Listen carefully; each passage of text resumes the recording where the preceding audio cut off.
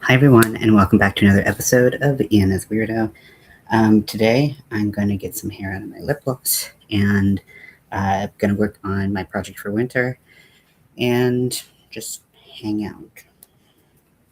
Cool. You might notice that I did my makeup. Hey, Bridget, welcome in. I did my makeup over on my makeup channel. My hands have been super shaky, and I really wanted to do my makeup anyways, but I did a lot of talk last July, which is Disability Awareness Month, Disability Pride Month, on like adaptive techniques and tools that exist for people to do their makeup that make their lives a little bit easier. So I was like, well, let's put some of it to the test of like what I have and what I can do. So this is as good as it got. I think it turned out pretty well, all things considered. Certain things like doing my eyeliner was a bit of a nightmare. So if you want to see me do my makeup, that's on my other channel. I'll put the makeup channel in the chat. If you aren't subscribed, I do want to do more makeup coming up, but I always prioritize this channel, and like if I have energy to film, I'm gonna do it on this channel first, and then anything left over goes to my makeup channel.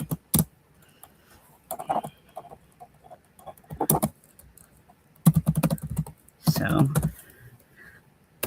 that is my makeup channel. If you are interested, even if you're not super big into makeup, I do kind of just do what I do here, which is just chit chat.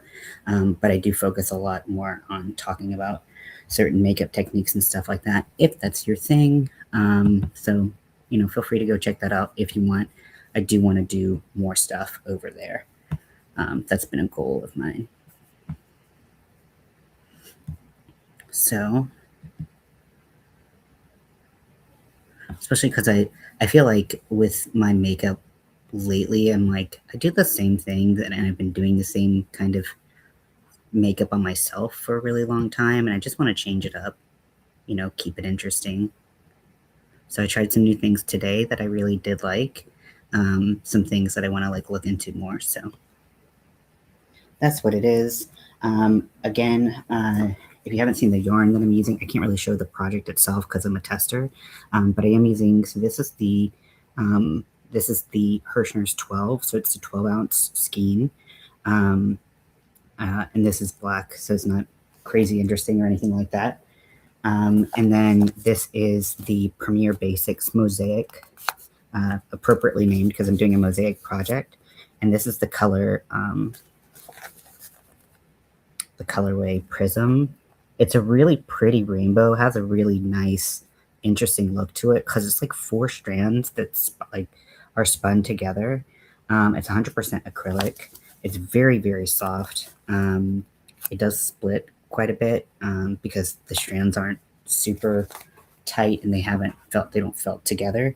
I'm gonna show you what it looks like worked up without showing you like the entire project. So that's kind of what it looks like. These are all doubles in mosaic crochet, so you can kind of see that it just looks like a bunch of color, but it's cool nonetheless. So working on this mosaic pattern,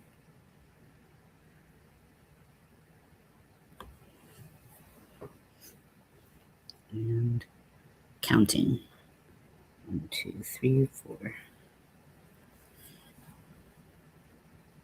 So I've got a due date for this project that I'm making of the 30th, so the end of the month, and I think I'm on a good track to finish it in time, but I'm just going to keep working on it. I am a master procrastinator. By master, I just mean I do it a lot. So I'm trying to do that as little as possible. I didn't take this with me to North Carolina because I was gone for a week in North Carolina. But because the 12-ounce skein is so big, I just took one bag. I couldn't budget the space, so I left it behind and didn't work on it while I was there.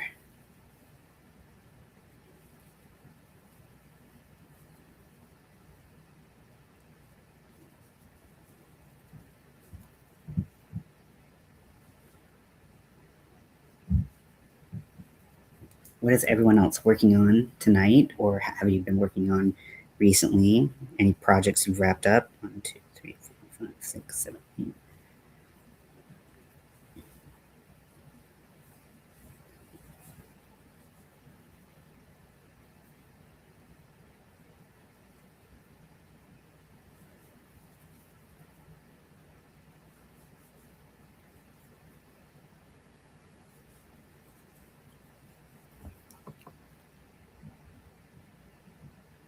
Capitals and who's that? FLA. Who's that? Flames. Been watching a lot more hockey, paying more attention to hockey recently, which has been super fun. But I get like a ton of alerts every time like a game's starting and like getting the scores and everything. So you like see me like what's going on with this team. That's what's going on. Oh, click the wrong thing.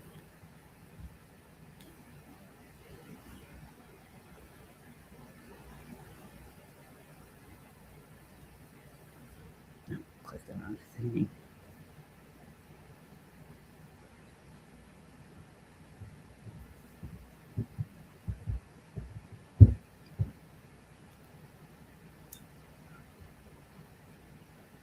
Luna Lovegood. Oh, that's so cool. She's a fantastic character. Fantastic character. Are you doing the pattern? Are you freehanding things, or are you using kind of a base pattern for it?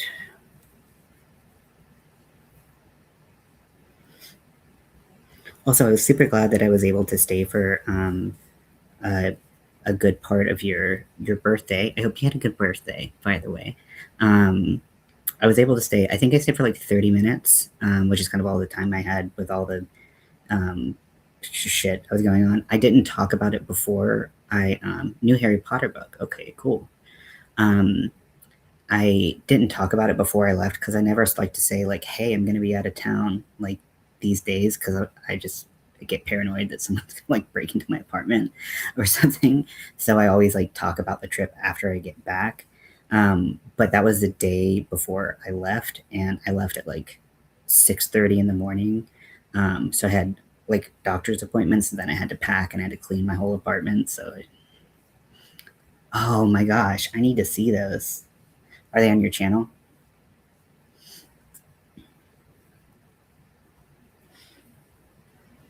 I will admit that I am very bad about like if I don't see someone like live or like they just posted a video, it like the way that like news like or way that notifications come on YouTube, because I get so many of them because I'm like subbed to so many channels, um, that like if I don't catch it, then they get replaced with like the newest one. You know what I mean? Your birthday sucked. Oh, I'm sorry. I feel that way about my birthday too. I feel like I never have like a good actual birthday, but it's nice that you were able to have a good party. And I feel like, as we get older, it's like, it's like the day specifically doesn't necessarily have to matter. I mean, sometimes it does, sometimes it doesn't.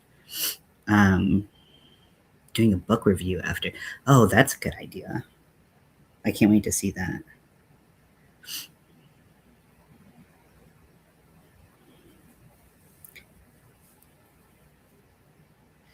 One thing I haven't done in my Hoopla app, the library app I use, I haven't tried any like crochet books.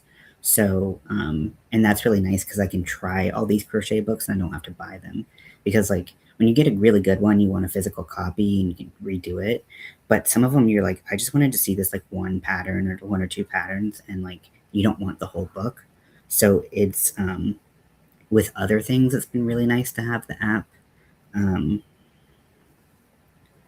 so I haven't tried, crocheting out of a crochet pattern book on Hoopla. So I'll have to do that because I'm sure it's like, I mean, a lot of books are there. Hey, Winter, welcome in. I am working on your project. Oh my gosh, how is there so much glitter on there? I just like looked down and there's like a ton of pink glitter. Did I have pink glitter on me or was it on something else? Glitter! I love you, but you are infectious. What the fuck is. Oh, I know what it was. There's glitter on the box that has all these letters in it. Yeah. Um, and I just like looked down and on this black yarn, there's just tons of glitter. Like maybe I can show you just like part of it. Like like I just looked down and I was like, what the fuck? This is not a sparkly black yarn. It's just sparkly now. Um, you are so right, Bridget. I think that a lot of things get pushed through really easily, and especially with like the way that like publishing, how easy it is to publish a book now. And I think that's great for a lot of reasons. You don't have to go through a traditional publisher, but I think a lot of things get pushed through. And like I know that at my local library, which is very small, and so therefore like the crochet section is very small. They might have like 15 books at a time. But when I went, they had two identical books, so like copies of a book, and they were AI written, and it was called like Cursed Crochet. And I like the idea of it, it's just weird shit, but like the patterns were awful and they were AI written. And I was like, how is this here? Like, what the fuck? I felt pretty betrayed. And I'm also pretty anti generative AI for a lot of things. And so I was just pretty disappointed with your project will be more fabulous. Yeah, it'd be cool if I could like strategically add glitter to the like rainbow parts. Don't get me started. Yeah, they suck. They suck. What's I think one of the worst things too is like, you know, if you have people like requesting you make stuff and they're like, oh, I saw this thing online and I'd like you to make it. And then you get a picture and it's clearly AI and it's just like, it's either not feasible or it's to make it would be a nightmare. And they just don't understand that that's not what crochet looks like. Hey, Amy, welcome in. 9 years, 9 days. Congratulations, Amy. Unless I read your post wrong on Facebook. But congratulations. Well earned. Not easy, but well earned. I said earlier, I did my makeup on my makeup page. And I'm having a lot of like hand tremors right now, kind of combination of pre-existing health stuff, medical, like medication side effects, probably. And then just really bad anxiety. And my hands are shaking like crazy. Like this is better than it was, but like my right hand specifically is just getting so tired. And so like doing my makeup is really, really hard. And I wanted to do my makeup anyways, but I just was like 9 years, 9 months, 9 days. Okay. Yeah, I was like, I saw 999, but I was like 9 years, 9 days, 9 hours. But yeah, that's amazing. So proud of you. But yeah, I wanted to do my makeup anyways, and I know I did like a bunch of TikToks last year during Disability Pride Month about adaptive technology when it comes to makeup and makeup tools. And so I was like, well, like let me just try some things and like work with what I've got. I think the makeup turned out pretty well, and I tried some different techniques this time that I was really happy with. Some things not so great. Trying to get my eyeliner right took like 25 minutes, which is a little bit longer than it normally takes.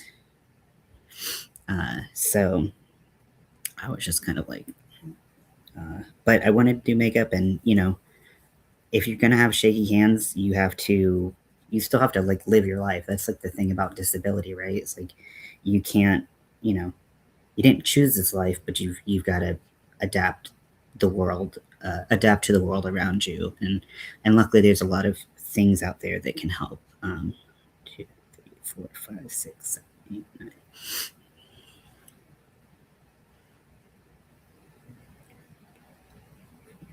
Five.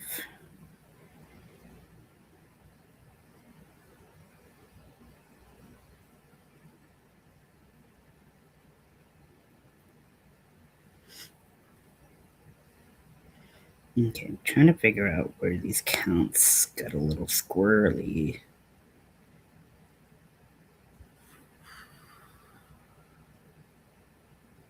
If I'm just like staring at the screen, I'm staring at the pattern. Doing makeup is fine. Yeah, and I was like, you know what? If I don't like it, if I screw it up, just wash it off. It's just makeup. It's not a big deal.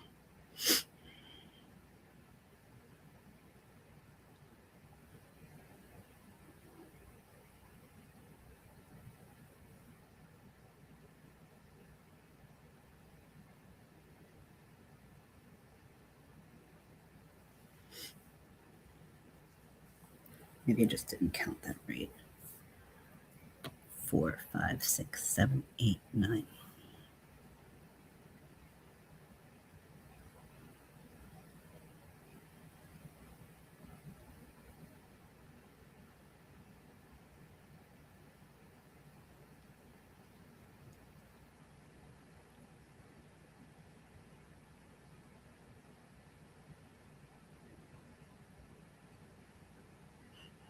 Just gotta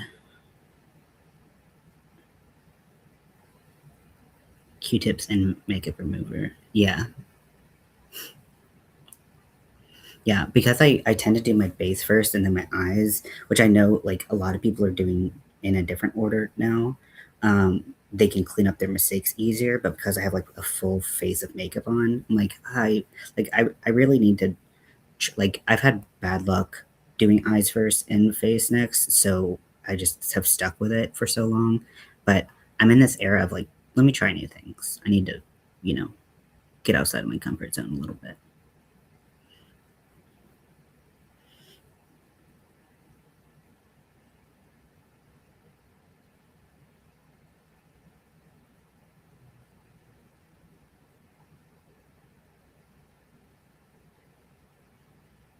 Okay, I think I see what happened.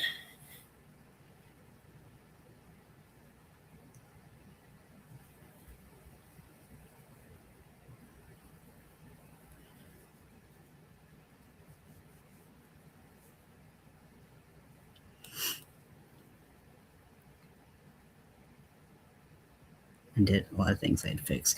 Yeah, I had that happen like mid writing the pattern for these. Like something happened and like all of a sudden like the past like 5 changes I made were just gone. And so there were some problems. Um trying to backtrack. Um hey Chris, welcome in. I'm glad that we our times synced up.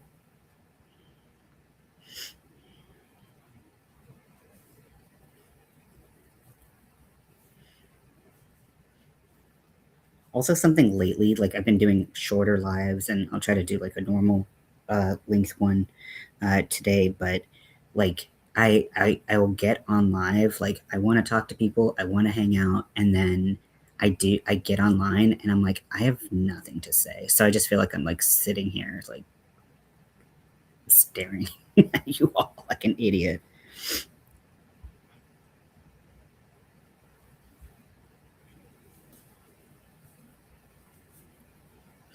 The paid version eventually. Yeah, I've been toying with that too. So if you get it, I would love to hear your thoughts.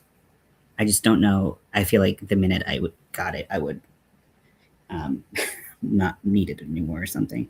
2, 3, 9. There we go. I because like I really loved writing the mosaic pattern for the bags that we did for Halloween. It was really really fun. Stitch Fiddle for me, you know, granted I haven't used a lot of software, but I felt like I was really able to make it work. There are some things that I just don't know how to do yet, because I do smaller scale projects, and therefore, you have to do for what my brain wants to do. I would feel the need to do more complicated stitches or whatever, or just like less traditional mosaic crochet stitches. And I felt like some of those were a little bit hard to do. Like in this bag, there are a couple spots where like you had to put like two stitches in one stitch, and then how you connected them in the rows above was like it was hard to, with the grid of Stitch Fiddle, like make that make sense. So that's why I did the videos, because I felt like I could explain it better. It'd be really nice to not have to make videos because those were long as shit. I think total I did 6 videos, and running time, I think it must have been like close to 6 hours of me making the second bag. Wind stitch. Oh, I haven't heard of that. Oh, okay. Interesting. Yeah, with what I did, I just made up a lot of stuff. Craft and multitask. Yeah, that's true. I don't know. I feel like um, especially if like sometimes YouTube kind of holds back on like notifying people that I'm on live until like 30 minutes, like almost exactly 30 minutes until I've been live. And so like that 30 minutes can be like really boring and I just feel like anyone who would watch it would suffer, and I don't want to make you all suffer, contrary to popular belief.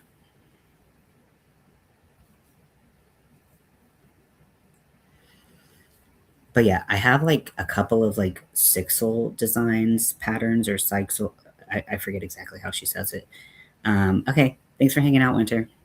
Um, and I know that she has some specific pattern notation uh, that I feel like I should have like looked at and like studied a little bit more to see how she notated things, um, so that I could make it a little bit more clear and consistent for people who have done maybe one of her patterns and then wanted to look at my pattern.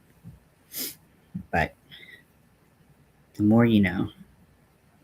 I do want to make one of the patterns I had in mind was doing a bag size like this again, but do like a coffee bag, like a coffee tote. I got some brown yarn. Well, thanks, Amy. I appreciate that. Sometimes I'm like, I feel like they're so boring. They're so boring.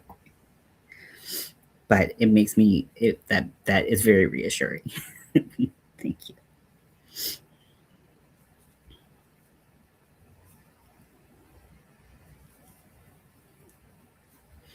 So, um, a little update on anyone who was interested or curious about these sports. I'm going to move my camera a little bit. Give me 1 second.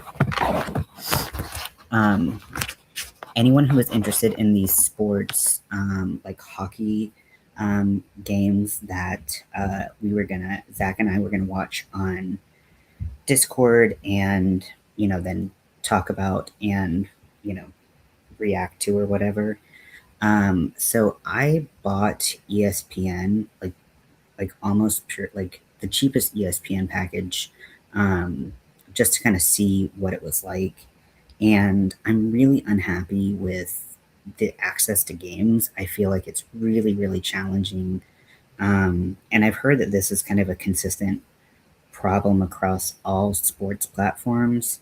Because like, let's say like I have two hockey teams. So let's say I'm trying to watch the Hurricanes.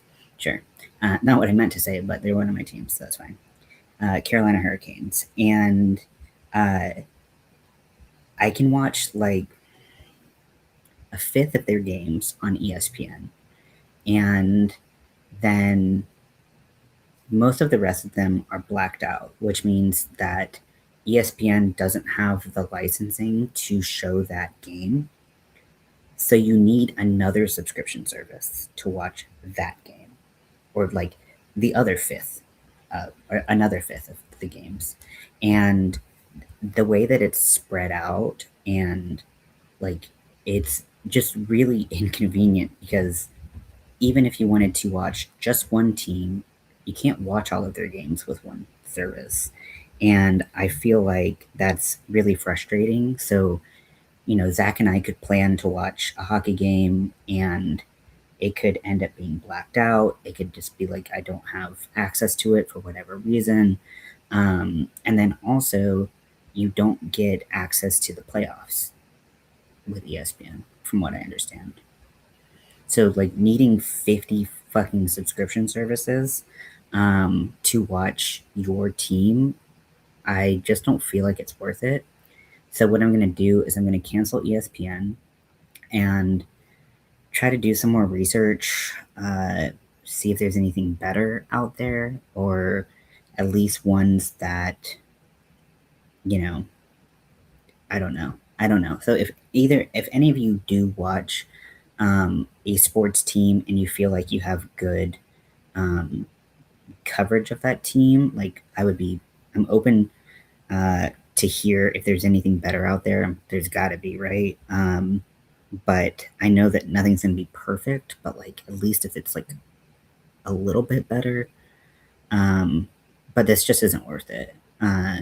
Also, I wanted something where I could watch, MLB once the the season started, and support the Dodgers and stuff like that. And I just, with how hockey's going right now, I don't think baseball's going to be any better. So I don't know.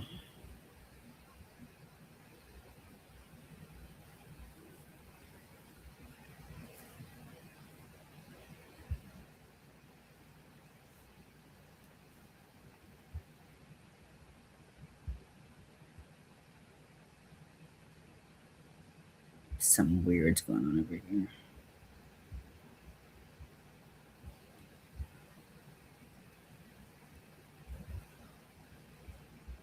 I think I put that dot in the wrong spot.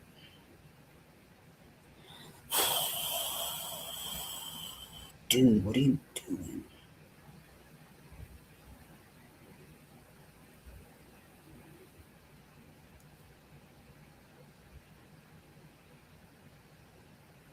Oh, wait. Did I? 1, 2, 3, 4, 5, 6, 7, 8, 9.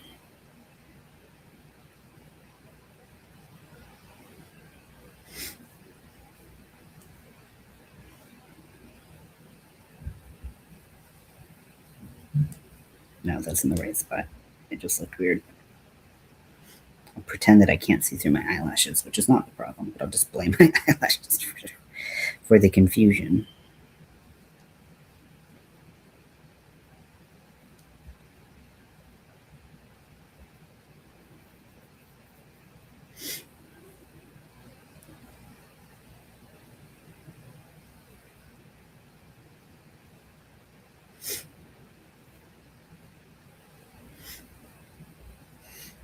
I wish we could figure out a way to do mosaic but faster because it is such a slow process. It's so rewarding when you get that final picture through and you're just like, oh, looks so good.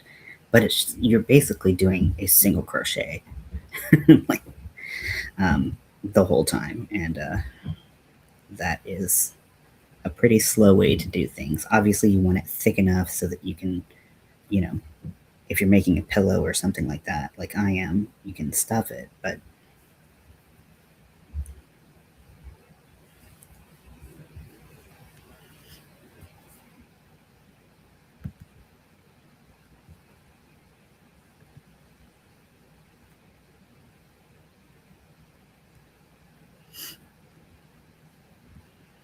so, what's everyone working on right now? I know Bridget is working on Luna Lovegood, which I'm so excited to see, especially those glasses. I hope she's wearing the glasses because that's such a cool detail of hers. So, but what is everyone else making? What's on your hook or your needles or whatever you're working on?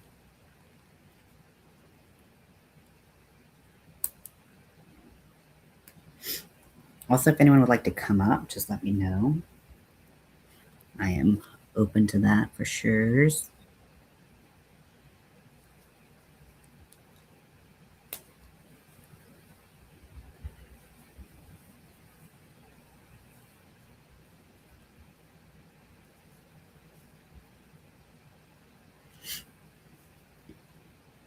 Also, I canceled my Netflix membership and it runs out in like a week or something. So I've been trying to like watch some things that are exclusive to Netflix. If anyone has any suggestions, I am open, for whatever I have time for. One thing I restarted watching was Umbrella Academy, which is such a good show. It's so everything. Like it's definitely like it feels like a comic book, in just like the you know just everything and how it's written. So I really enjoy that show, and I just got to season 3 on that, which is further than I had ever gotten before. I tried watching. I tried starting Stranger Things again, but I just wasn't feeling it. If I'm being honest, um, and I know it gets better, but watching it from the beginning, there's some parts where I'm just like, I don't know. The vibe was the vibe didn't have enough to have me keep going. But I have watched, I think, all the way through season 2 of Stranger Things, um, and I know I enjoyed it, but I'm not in the mood for it right now. I think, um, and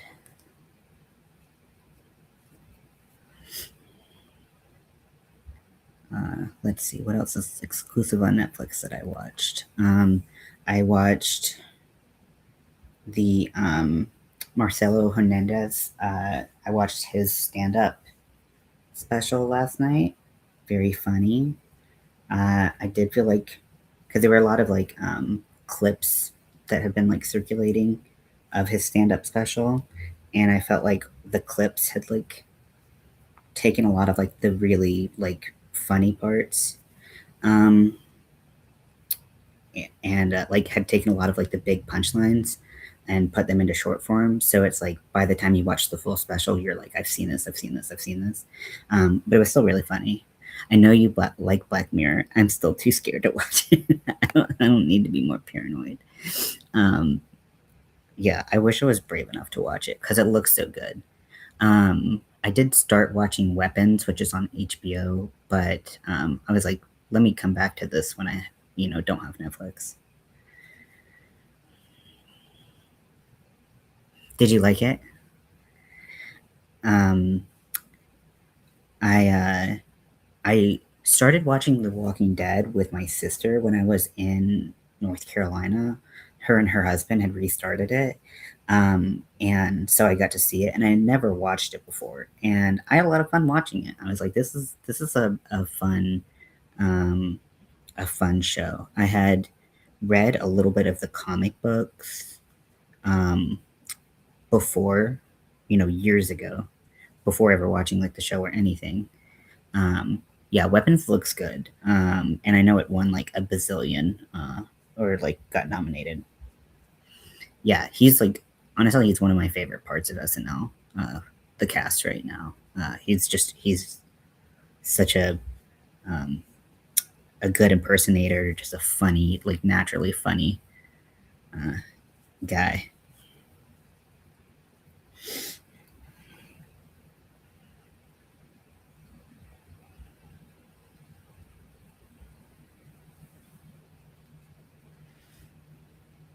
Yeah, and I just on HBO, I just finished Sinners. I had started it when we did the that 100 Nights of Halloween movies, which we didn't talk about a ton, but like every night, Crystal and I were watching a horror or Halloween movie, and I had started Sinners, and I was like, "This is awesome," and then I got distracted, ended up doing something else, and then I never came back to it, even though I really wanted to watch the movie. And then like some of the things got spoiled for me, and I was like, "Motherfucker!" So I was like, let me see if I can give this some time and maybe I'll forget the spoilers. I did not. But they weren't crazy spoilers, but they were spoilers enough for me to be like, a little ticked off. Um, and But I finished that movie. That is an excellent movie. And especially as someone who grew up in the South, feeling so close to the characters' stories and their experiences. Obviously, like it's not my specific experience, like growing up like black in the South, because that's not what my experience was. But like knowing that these people, I mean, obviously the supernatural elements are not in it, but like it felt so authentic in so many aspects, and really just was so well done. That movie like deserves every award ever, as far as I'm concerned. So had a really good time with that. I really want to watch Weapons. um, I had heard some like mixed things, but they kind of quieted down, I think, shortly after the movie came out. Like people were really loud about like, I don't know, whatever, when it first came out, and then now everyone's singing its praises. So I've heard it's great.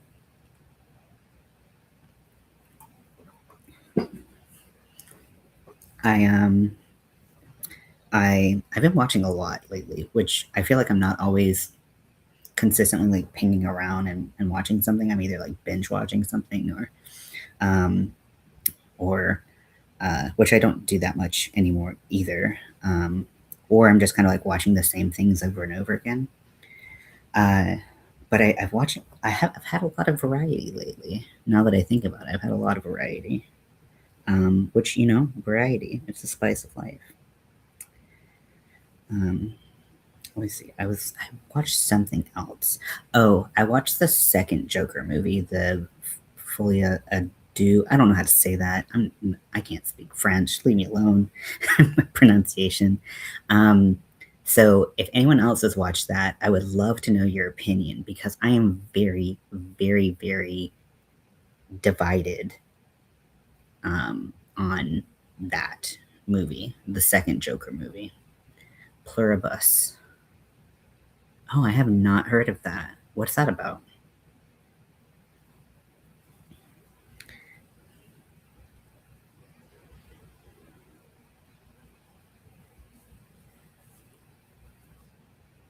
I think pluribus means like to be in Latin or something. It's not. It's not. It's this the state like logo or whatever of North Carolina is like it's in there, and I think it means to be rather than to seem. So I wonder if that's. I wonder if I'm thinking of that correctly or not.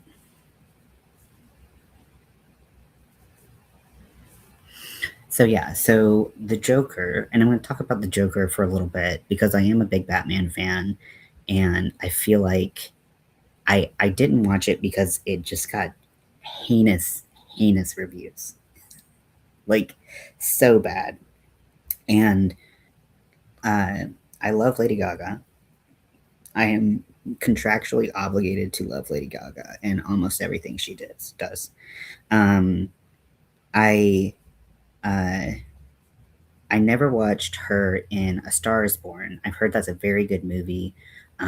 However, uh, the some of the elements seemed a little bit too much on.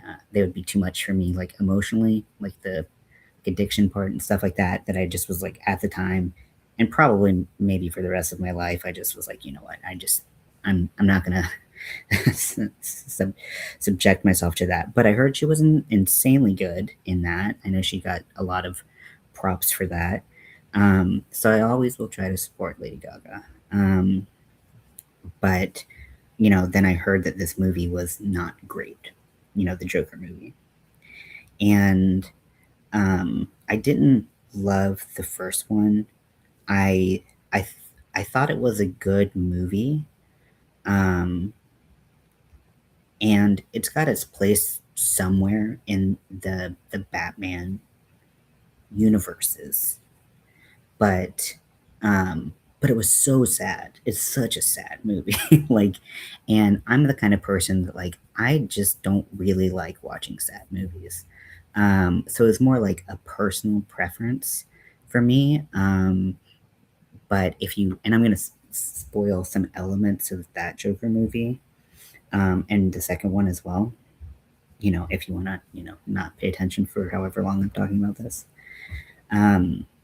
But it was so sad, and as someone who also deals with mental health issues, seeing the mental health system and just the system in general fail him. Oh my gosh, my eyelashes popping, but I couldn't glue it on really well because of my shaky fingers.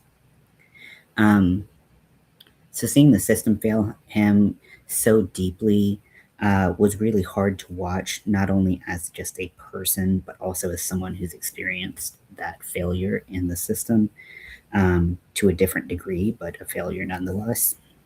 So it was really hard to watch, but you really could see how those failures shaped him into this really broken man, right? And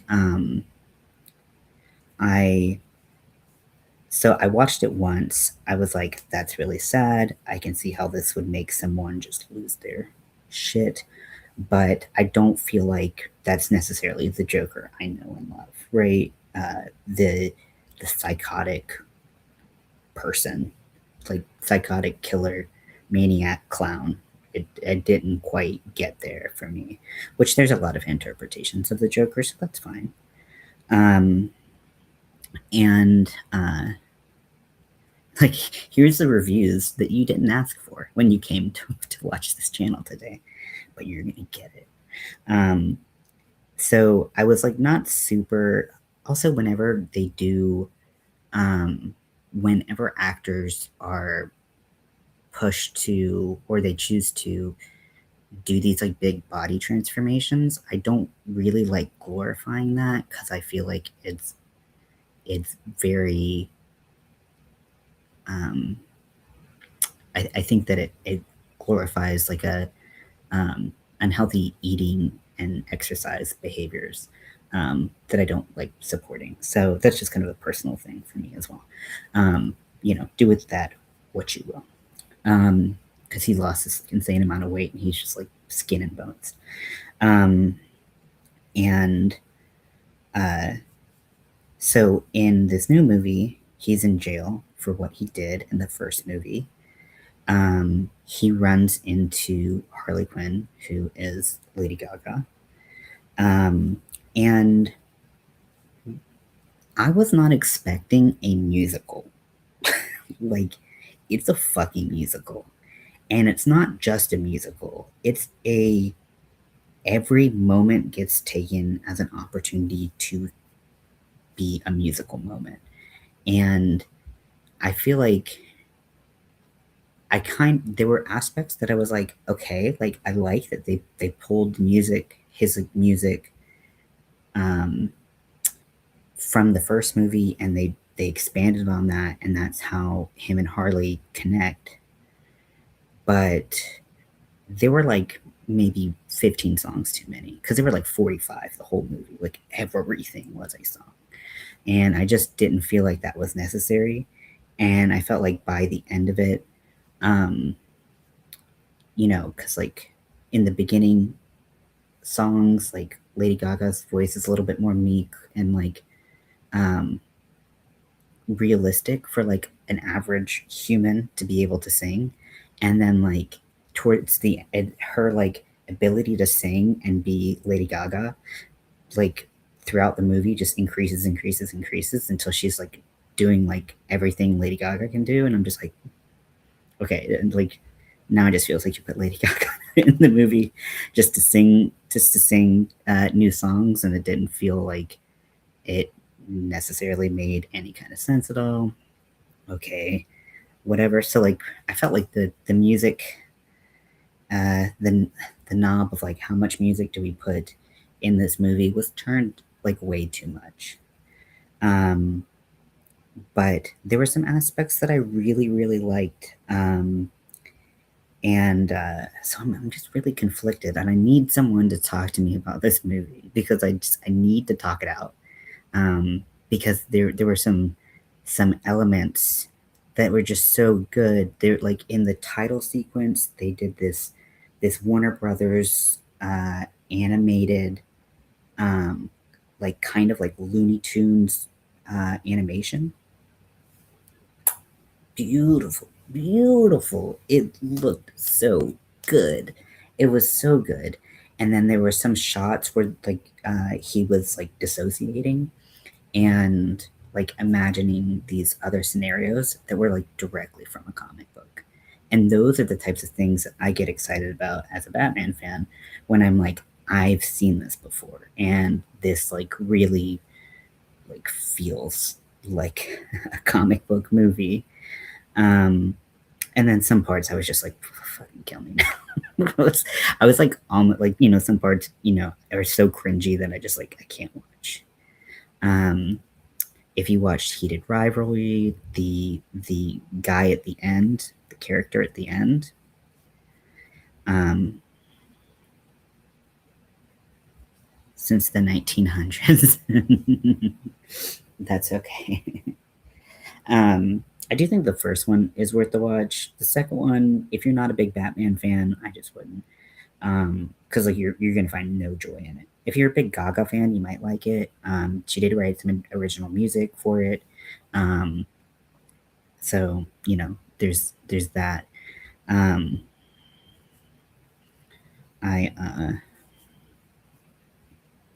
but yeah, I need someone to talk about comic book movies with just in general, because you know I get very opinionated about them as someone who just really loves comic book characters, especially DC, and I feel like uh, you know there's always a lot to dissect in these movies because they're never all good or all bad traditionally. But there's just a lot to pull apart when you're deciding, you know, is this the type of movie that I feel like really reflected this character I like, or is it not? Um, so yeah,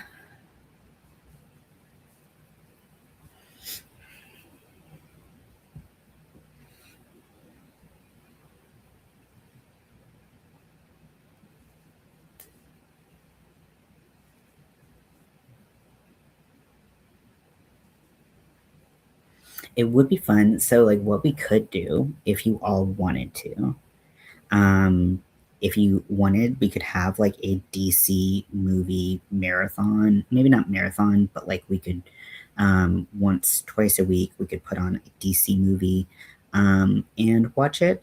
Um, you know, then we can talk about it. Basically, this is me forcing you to talk about it. Um, and because I have access to HBO Max through someone else, so we could, and all of the DC movies are there because of the HBO Warner Brothers deal. Now I don't have Disney, and I don't have a consistent of a uh, background and love of Marvel characters to do the same with Marvel. Um, I would have to get that, and then I would have to watch a lot of movies that I've already seen, and I'm kind of have my opinion about. Um, and but we could do that too eventually. I know a lot of people who haven't read comic books and aren't, you know, don't have that same history. They like the Marvel live action movies because um, of how well they're done, and also um, how the characters really fit well into live action um, uh, movies. DC tends to be have a little bit more of a challenge with that, just because my theory is the complexity of the characters. It's really hard to fit them in like a 90-minute film. But totally up to you guys. I mean, like it's also up to me. I could just do whatever I want. It's my channel, but I it would be cool to have you all along for the ride. Um, I do think that if you're looking to maybe watch some DC movies, and you like Amy specifically. Um, if you haven't seen any of the newer Batman movies, I would highly recommend the Batman with Robert Pattinson. My expectations with him were so low, so low. But incredible movie. Incredible movie. I think they captured some really important aspects of the character. And I just never would have assumed that he would have turned out a performance like that, but he just fucking murdered it. And um, that's it's really good. I wonder where the show Gotham is. Would that be on Hulu? Probably not, but I haven't seen it on HBO Max.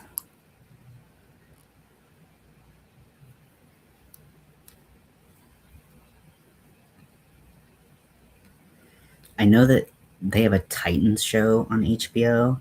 I tried to watch it. I really didn't like it, which is really, this says a lot because I'm a huge Robin, like Dick Grayson, Nightwing fan. Yeah, you wouldn't think that he could kill it like he does, but he does so good. He does a great job.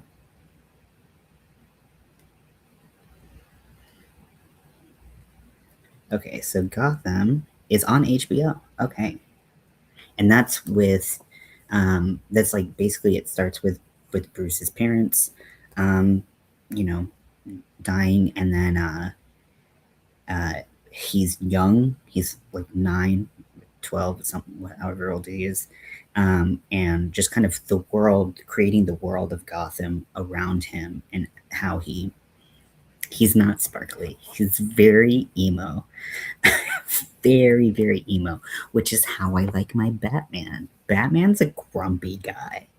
I actually pretty much exclusively like grumpy characters, which isn't a surprise if you know me. Like my favorite Ninja Turtle, I'm gonna pick the grumpiest one. I'm picking Raphael. Um, and I love grumpy characters. I think there's a lot of uh, depth to them, and not that you have to be grumpy to have depth, but the counterbalance, especially in the Ninja Turtles, to have this just like grumpy grumpy guy next to, like, you know counteracted by these other distinct personalities that are nothing like him.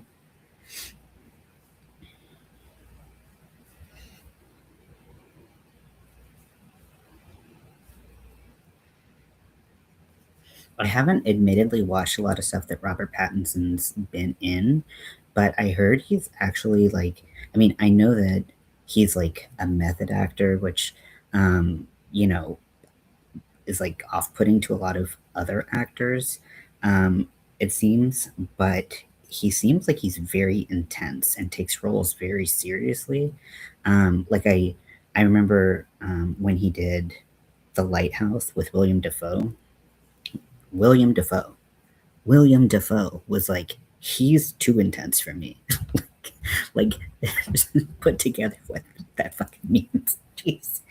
Like, that's crazy. Um, but yeah, I think he just brings a lot of intensity to roles, and I think he did that with Batman, and did a great job. He did a great job. I was not expecting him to give him flowers for that role, and he deserves all of them. He did a great job. And they're making a sequel. I forget who is going to be in it. I don't know if they're bringing Catwoman back. They had Zoe Kravitz as Batwoman. They had uh, Colin Farrell as the Penguin, which they did their old spin-off show on. I think it's still going. Um, and just, really well respected cast, and they just did an insane job. So I would recommend that, and that's on HBO. It's called The Batman.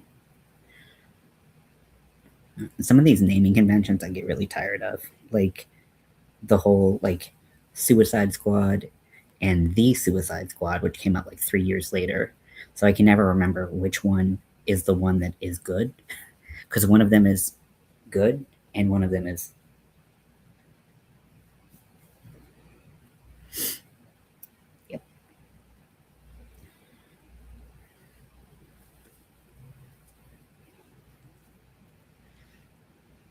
So I'm just a big Batman fan, and if you, you know, maybe gathered that, and seeing these characters done right really, really warms my cold heart.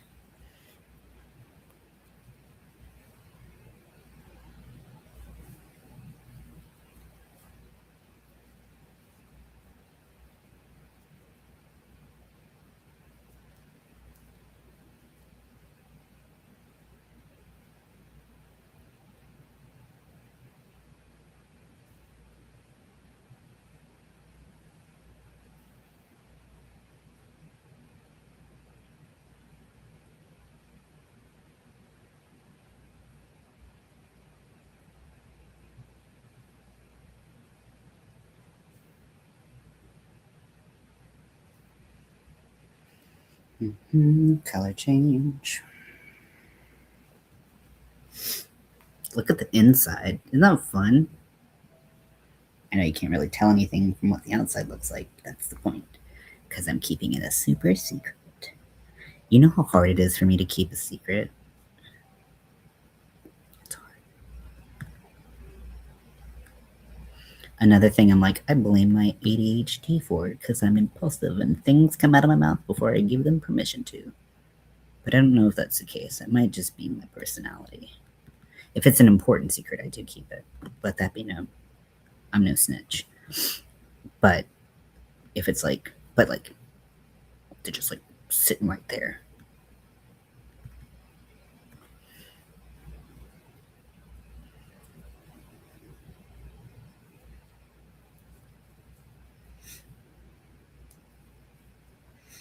So, have there been any movies? Because okay, I know I just went on like a spiel. I'm relatively done with DC and Batman for right now.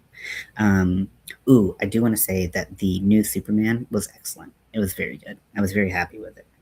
Um, but have there been any movies or shows recently that you had pretty low expectations for that like totally blew you out of the water? You were not expecting them to be as good as they were, or conversely, where you had really high hopes for them and they just fizzled?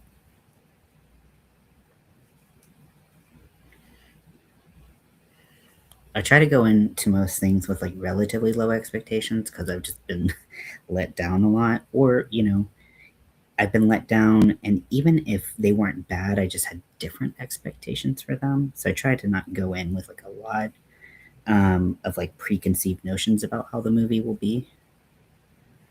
Um, Also, everything I watch pretty much now, if I'm going to watch it, it's going to be on streaming, and so a lot of reviews and stuff about it have already come out, and I've kind of heard them. I try to avoid as much as I can, but I've kind of heard them, so I kind of have an idea. The new Avatar, it was okay. So this was the third one, right? The fire and ice, or the fire and water, or whatever it was. I don't think I ever saw the second one. Even. Oh,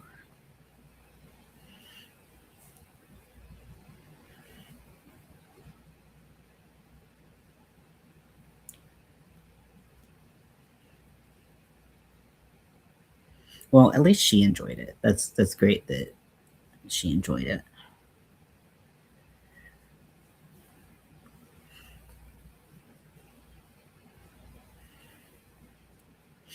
And I think really with the Avatar movies, we're getting a new generation. Well, actually, maybe multiple generations removed of like when the first one came out.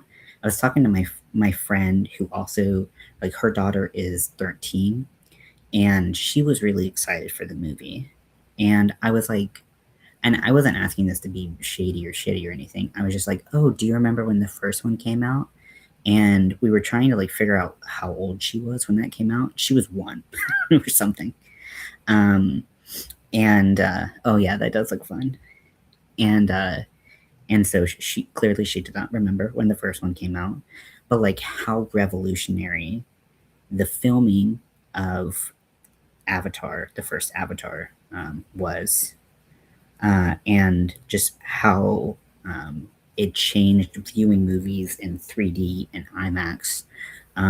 Because like I think that was like, you know, maybe one of the first movies I ever saw in IMAX, and definitely one of the only ones I ever saw that was worth paying, to go.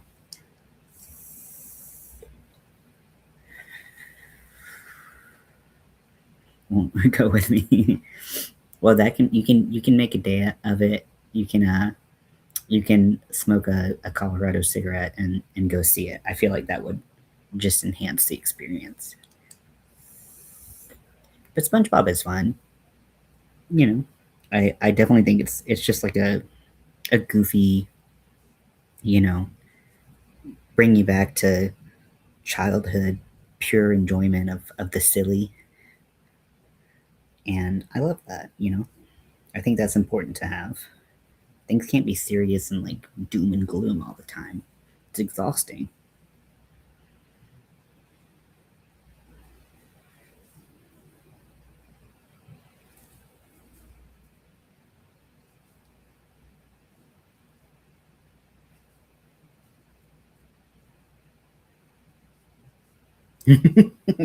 See, mind meld. I got you. Star Trek is coming out with a new series called Starfleet Academy. Um, I don't think I'm gonna watch it though. It's been the first Star Trek um, property in a while that I've just been like, that does not look like what I want to watch at all. It looks like a soap opera drama. Just like no, I that's not the Trek that I vibe with the most. You know, but maybe it's not going to be like that at all. Maybe that's just how the ads make it look. You never know until you fully go in and try it. But I also have so much Star Trek to catch up on. I'm still watching Discovery, um, and then um, once I catch up on Discovery, I want to watch Strange New Worlds. I watch all of them. But yeah, I don't know, Chris. I know you're a Trekkie, right? I think we've talked about this. Have you seen the ads for Starfleet Academy? Do you feel the same? Is it just me?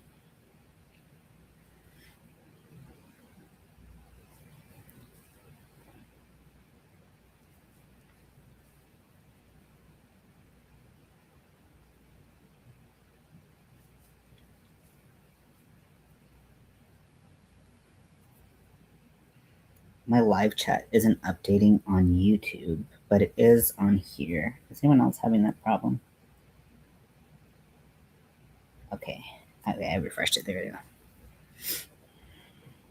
I just didn't want to miss anyone's chat, especially after that one time that like some of the messages weren't coming through. I always like to kind of have a backup plan.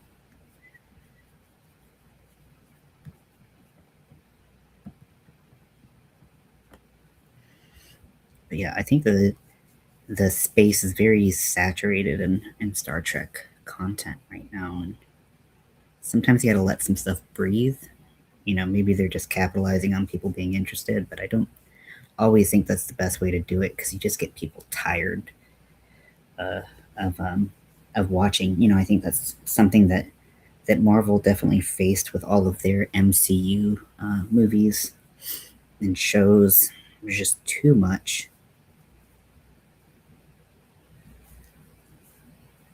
And even like real fans, talking about Marvel, like just got tired and overwhelmed.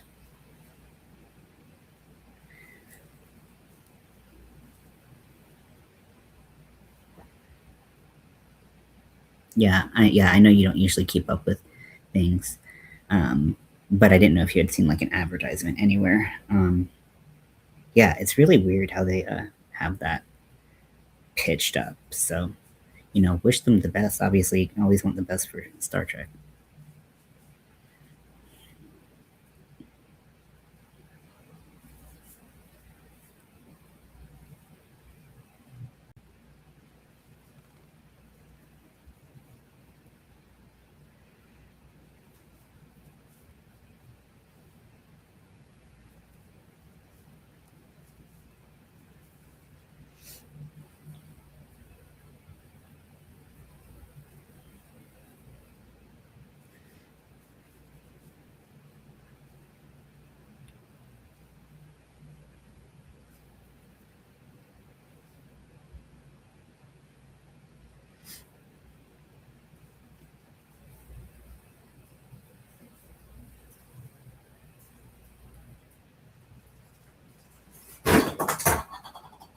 It's like, what's that noise? It was one of my bags of makeup falling.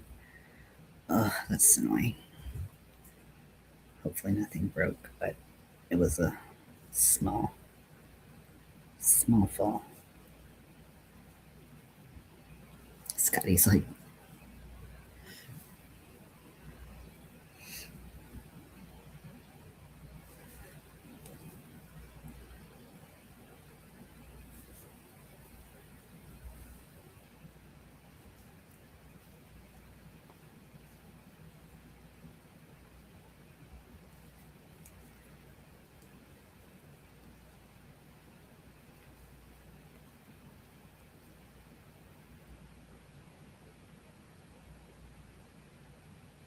wait, no, I'm not supposed to do that there. Oopsie doopsie.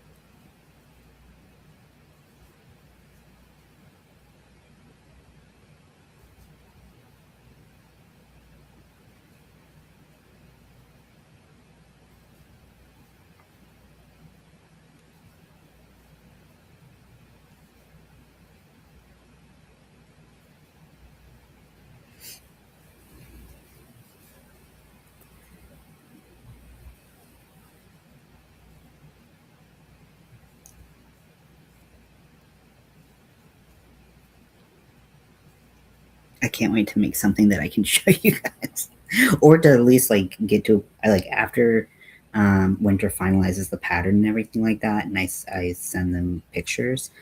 Actually, maybe even before they finalize the pattern, but like once they can share the pictures, then I can show you what I've been working on, and that will be nice because it feels weird to like hide something in plain sight from you all, but I understand the reasoning behind it. So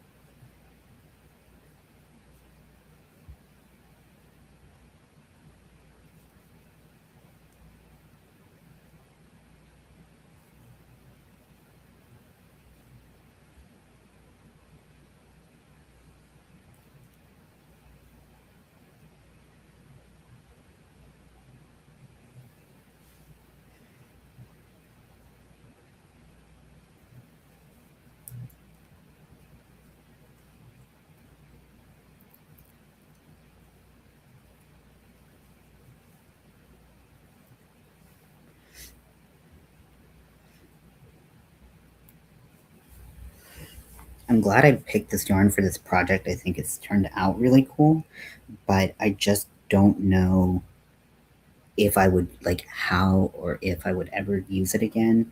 Because it's such a busy yarn. Like I don't think I've ever had a yarn this busy. Like I showed earlier, like this is what it looks like with doubles, and so you can see that it's just like every color. It's a rainbow, but the yarn, because of how it's twisted and everything like that, it's so much. It's so intense, and I don't know how I would use it. It's cool, but I don't know.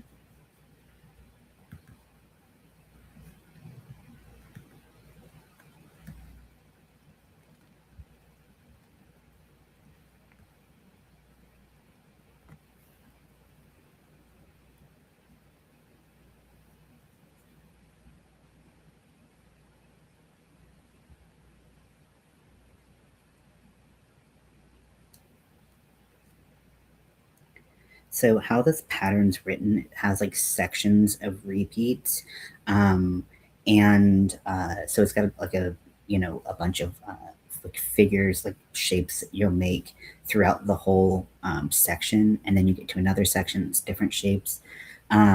And so how I decided to do it, first of all, it's a blanket pattern, and I was like, I'm never gonna make a blanket. Like I have never finished a blanket or even gotten close. So what I did is I split the width in half, and that's gonna be it's gonna be a pillow. Um, and I started one section on one side and another section on the other side, and then I'm gonna stack the first section from side one onto to be the second section on side two, and vice versa. So it's the same height on each side. Um, so they'll both look a little bit different, but they'll have the same pattern overall. Um, and I appreciate the flexibility, that I can have to kind of make the pattern a little bit more usable for me, and hopefully that is actually, could be a selling point for the pattern, when winter, is distributing it, so that people can see that they don't have to make the full blanket if they want to. They don't want to. They could just use aspects of it and make it how they want. So hopefully, and then I don't have to make a fucking blanket. I hate no. I'm barely. I'm struggling to get this pillow made on time.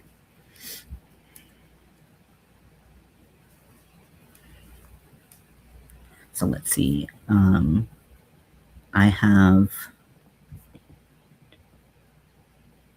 23. 48 minus 23 is 25. So I have 25 rows left. About. Mental math has never been my thing, but it's extra hard post concussion.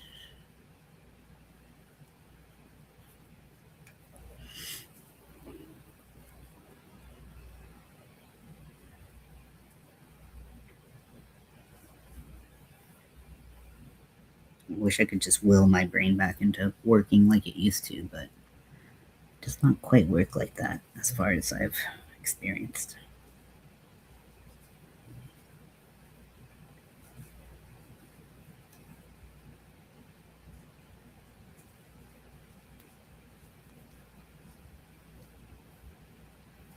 Hey, Scotty. Hey, Beanie Boy.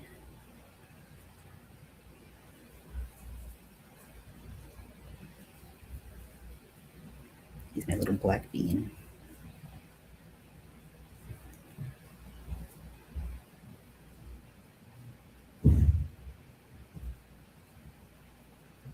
Hey, pretty boy. Capital Flames, P2, 1303, 11.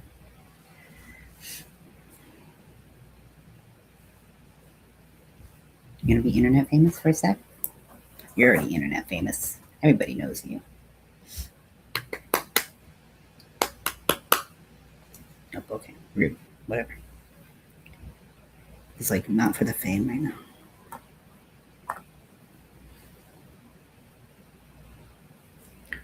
Working on a blanket, but my cat came in and laid on it, so I had to switch projects. Yes, I understand that completely.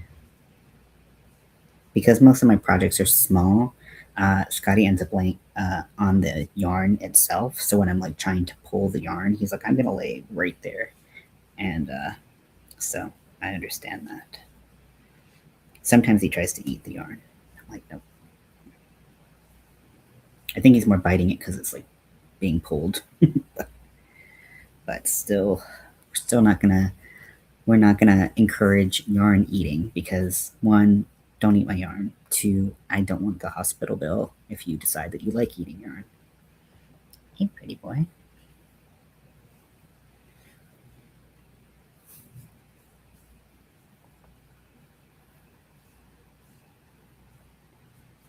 I found him. Little feather duster. He was like so clingy the first couple days that I was back. He was just like needed some like physical touch. So we're getting that back, getting him more comfortable. He had lost some weight because I was gone a week, and someone came and fed him and cleaned his litter box. But like they didn't spend any time with him, and they could have, but like I was like, Scotty's gonna hide. He doesn't like he's scared of new people.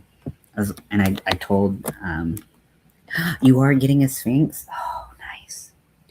Um, I told the guy who was sitting him, I was like, you're not gonna see him the whole time. I was like, so you don't need to stay here and try to like get him to come out because it's actually just gonna stress him out, and he just needs like the simple basic care. Um, so he didn't have like any physical like human contact the whole time I was gone. It was like 7 days. Bald headed kitties. um, I started calling him a new nickname I thought of is Kittenish Bambino instead of Childish Gambino. He's a little Bambino. Or my little Puma, because he has like a little Puma face.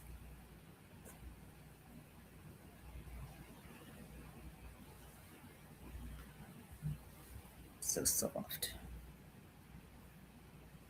Should I watch the reel you sent me now, or should I wait till later?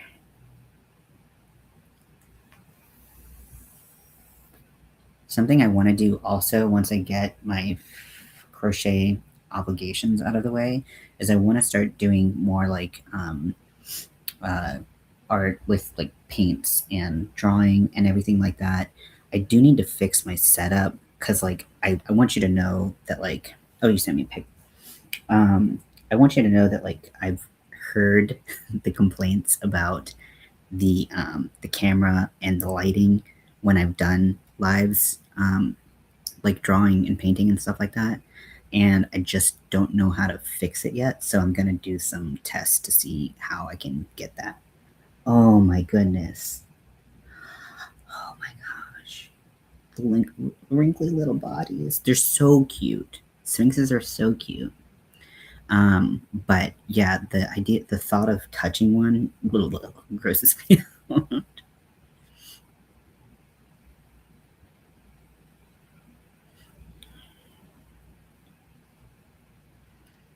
Are you getting just one kitten? One of those?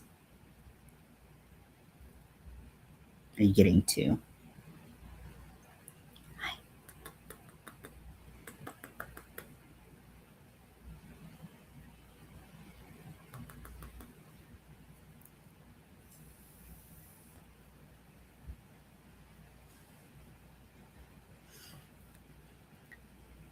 I don't know if I'm like developing a like slight aversion to dogs or not, or maybe it's just the dogs I've been around in the past couple years. But my mom has two Pomeranians, and they're the yappiest um, creatures of all time, and they just like um, I know that a lot of dogs will bark when they don't know you, and then once they get comfortable around you, you just won.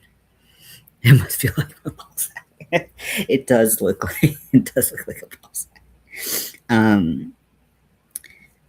But like these, like I would be sitting, on the couch with my parents for like hours, times we just watch TV, times I was talking to them, and these dogs would bark incessantly at me, incessantly. And I just was like,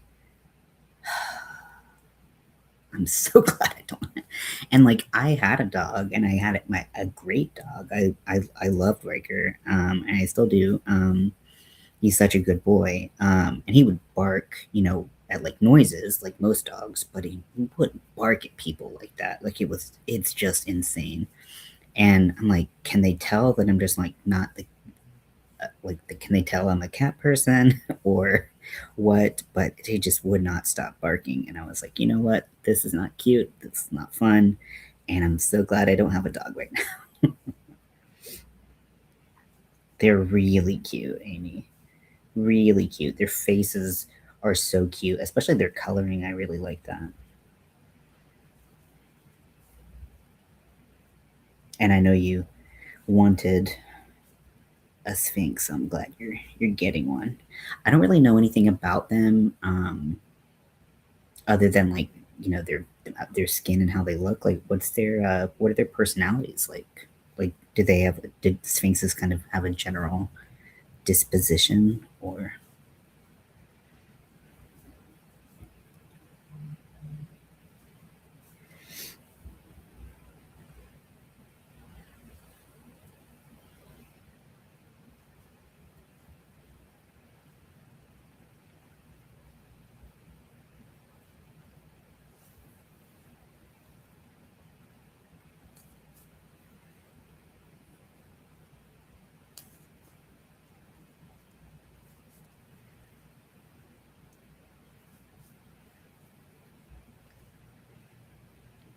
like, are they chill? Are they high energy?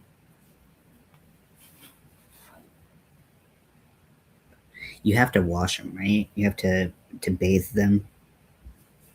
That's a normal thing. I have seen a lot of said they're loud. Oh, okay. I've seen a lot of people like bathing their sphinx, and they have like little like things on their ears to keep their ears dry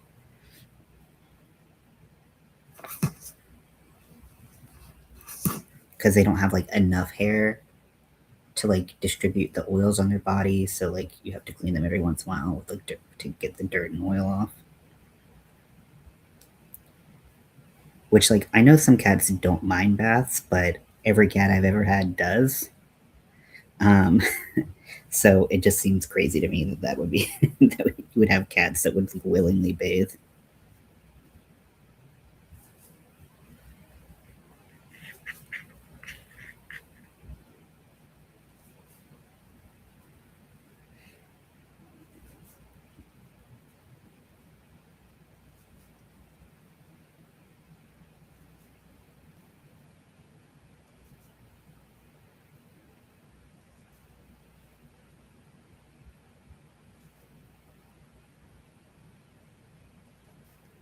Your cat loves her bath. Oh, that's so cool.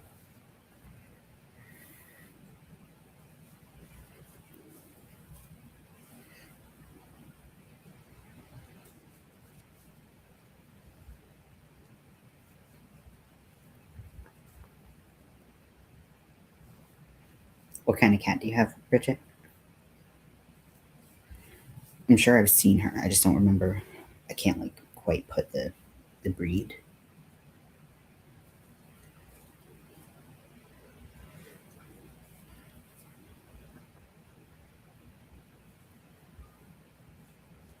You had a cat that would jump in when I had a shower. Yeah, I did have one cat that would do that, but he'd kind of yeah, he'd kind of stay off to the side and like lick the water like that. So he was never like in the direct like stream of the shower. He just would kind of like get on the side and like lick, or like get on the side of the tub and just kind of get the water like that. Tabby.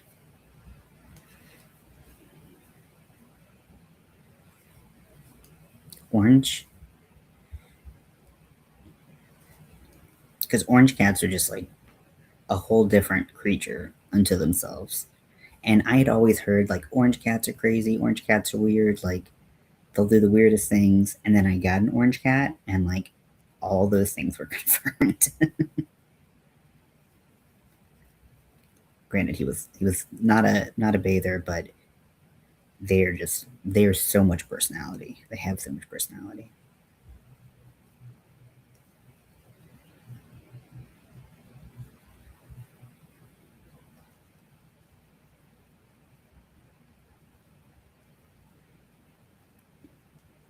I know I offered it earlier, but if anyone wants to hop up, I can drop the link. It's not a problem. Because I'm just chit chatting here, but no pressure.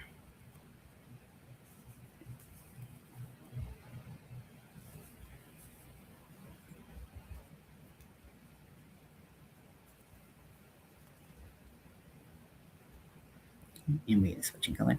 Outside cats are orange. They are special. Exactly. Exactly. She's gray and black. Oh my gosh. Oh, gorgeous.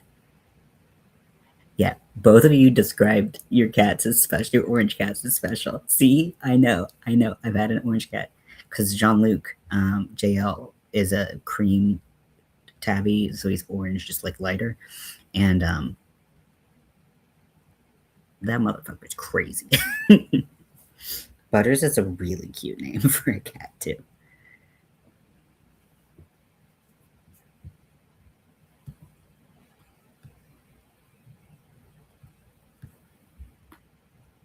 It's a good neck crack, yes.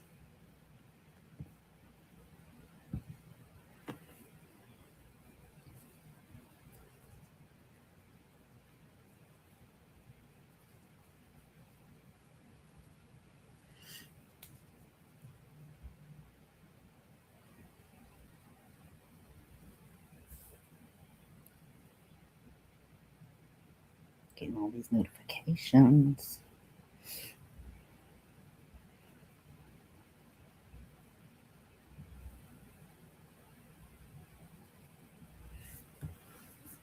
They're not in the best ways, absolutely.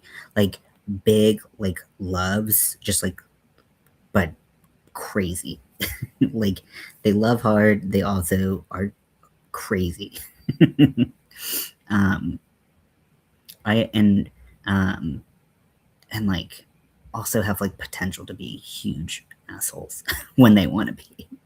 Um, I know that like I had a friend who worked at a vet as a vet tech, and he he's like orange cats. He's like some of them are like so mellow, and then some of them are like the biggest a-holes, and I believe that.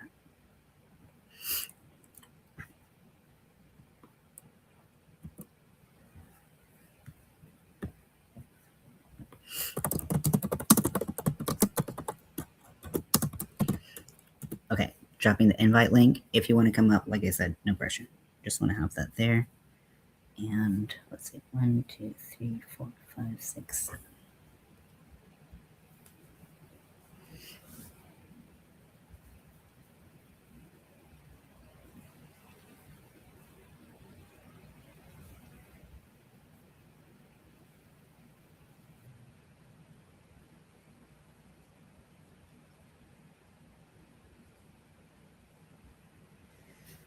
House is a zoo.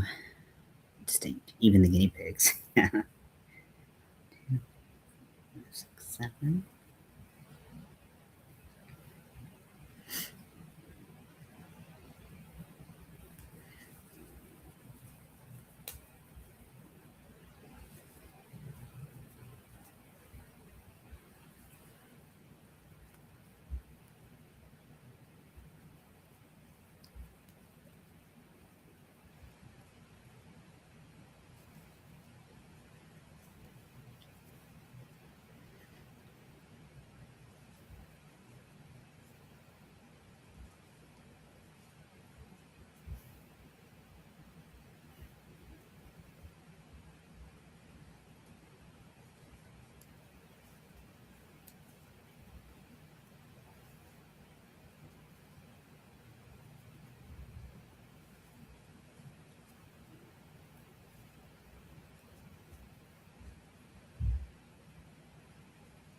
Oh yeah, I totally understand.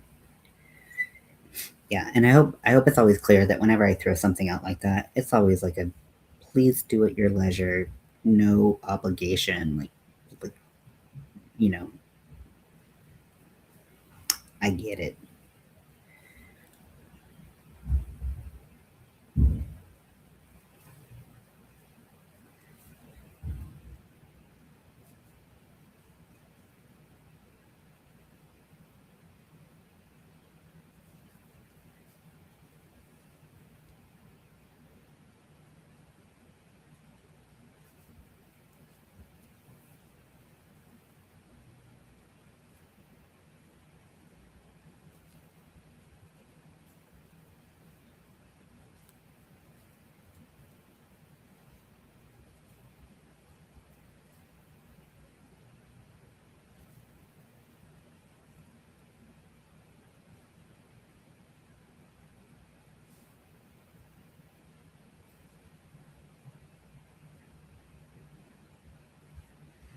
Crash Out is probably one of my favorite, like newer, like terms because it's so accurate and like descriptive of what's happening, in like all ways that it's used.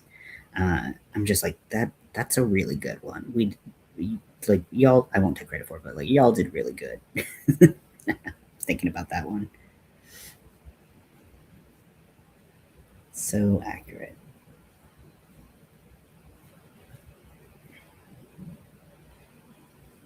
Like having a mental breakdown, crash out. Perfect.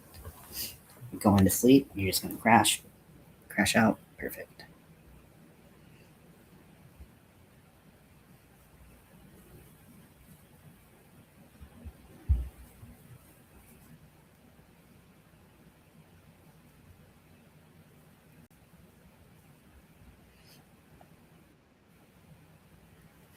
Bridget.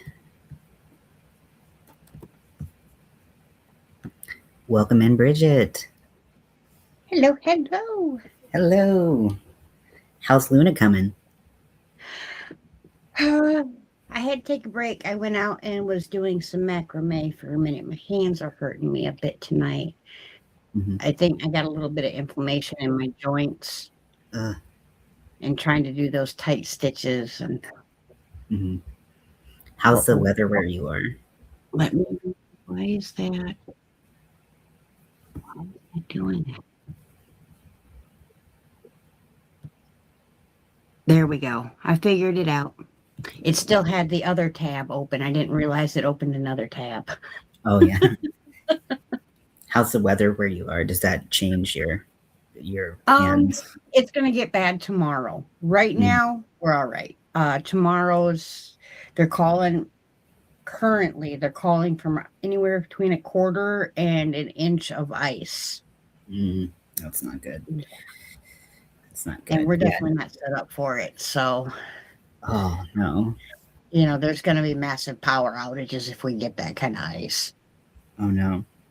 Do you have a generator or anything like that? We have a small one here. It'll run like our refrigerator, a couple other things, stuff like that. I'll be able to cook on like a hot pad or something. And then we've got the added bonus that we use a wood stove to heat the house. So we're good on heat. Yeah. Yeah. The essentials at least you have. Yeah. In North Carolina, we don't get much snow. We got ice when we did get anything, and it's just no one was equipped for anything. The power lines would just go down instantly. So I understand that. But thank you, Amy, for hanging out. Hope you have a good sleep. My house is a zoo. I remember that. Yeah. I did a weaving project this last week with my hand spun yarn, and I made myself a bag. Oh, cool. Let me make you bigger. Wow, that is beautiful. I've always wanted to do weaving, but I don't This commit. one here, I dyed as well. This one was redone. And did you say it was a hand spun as well? Yep, both are hand spun. Wow. This here is just acrylic yarn, but I like that it has the texture of hand spun. Yeah, that was some really floopy. This is all I made it on. Oh, very cool. So I made you small just to make you big again. Yeah, that's cool. A while ago, I was looking into weaving stuff because I was like, it just is so cool and it looks cool. But anytime I've been, about to start like a weaving project or something, when I had like a loom nearby, I did like 10 minutes of it and I was like, you know what? I've met my quota. I am done. It's, I think it can be very meditative for people. But for me, I think it becomes a little monotonous and I don't have that dopamine hit like I need. Amy asks, what state are you in, Bridget? I'm in South Carolina. Oh yeah, so yeah, you know all about the South's inability to prepare for. And being from Wisconsin, knowing how to drive and act in bad weather, it just trips me out how no one here knows how to, like, really? You You are can't, correct. they can drive in the rain though. I I don't know about where how things are where you're from, but I know that because I am from like the Raleigh area, and so we get a lot of transplants from everywhere, Yeah. and so everyone drives like it's like where they're from, and so Mhm. you get a bunch of different styles clashing. And because I drove my mom's car when I was in North Carolina last week, and I was just like, people here are terrible drivers, terrible. So I can you add like a little bit of ice, especially black ice. You know, is definitely Mhm. common, and I'm like, you guys are gonna eat shit. like no wonder, no wonder it's so Especially bad. all the New Yorkers. Yes, yes, yeah, a lot of New Yorkers there. But because like I, you know, when I had my car, I would be driving around LA, and yeah, there's more cars on the road, there's more traffic, but everyone drives the same. So like you follow the vibe of everyone else, and you get where you need to go, and it's not a problem. Um, and so you can have a lot of traffic, but it can still be manageable. And like you can have a tenth of that traffic in North Carolina, and it's chaos. Mhm. Yeah. Amy says she's in Colorado. It's snowing. We're supposed to get between 4 to 84 inches. Oh my gosh. uh, yeah, I was talking to Zach earlier on Facebook Messenger, and he sent me a picture, like I guess outside of his front door, and it looked like maybe 2.5 feet of snow. And I was just like, we could not deal with that in the South. We could just, we would not know what to do with ourselves. Yeah. Yeah. I don't miss it. That's why I moved down here. I had to get away from it. I'm like, nope. I've had my snow quota for the rest of my life. Yes. And my being bones, my bones so cold that I can't hardly get out of bed for the entire winter, you know. Yeah, Mm-mm. that's rough. I can't even imagine. Yeah, we were supposed to get a snow, like a little snow last week when I was in town, and then it just turned into rain. Yeah. And maybe froze overnight, but then was thawed by the morning. But then I know that there's that cold front coming through, or that winter storm Right. coming through now. Yeah. I'm like 2.5, 3 hours from Charlotte. Okay. Yeah, I So, used to live in Charlotte. and I'm only like 45 minutes from Augusta, Georgia. Okay, that's a nice place to be. You can kind of move around wherever you Yeah. need to go visit, wherever you want, and then come back to a lot more Right. chill. And I like it because, within 2, 3 hours, I can be on the beach Hmm. or I can be in the mountains. Hmm. And I don't have to, I can see and enjoy the beach and don't have to worry about, most of the time getting destroyed by a hurricane. Now, last year we did get hit really, really hard with that hurricane, that last one that came through. The one But that hit most of the time, Asheville. yeah, that one that hit Asheville real bad hit us real bad too. Oh no. Um, it just didn't get the coverage as Asheville did because, we didn't have the mass flooding and, the rock slides and they had it, significantly worse. You Hmm. know, we had a lot of power outages, power lines down, stuff like that, Hmm. but usually it's just wind and rain, you know. Yeah, those are the kinds of things you can mostly tolerate. You Yeah. stay inside. You can weather the storm. My sister used to live in Charleston, and I think she's thinking about moving back. And now she lives in Rock Hill, um, or maybe I think she lives in Rock Hill. She was in Charlotte, and then jumped the border.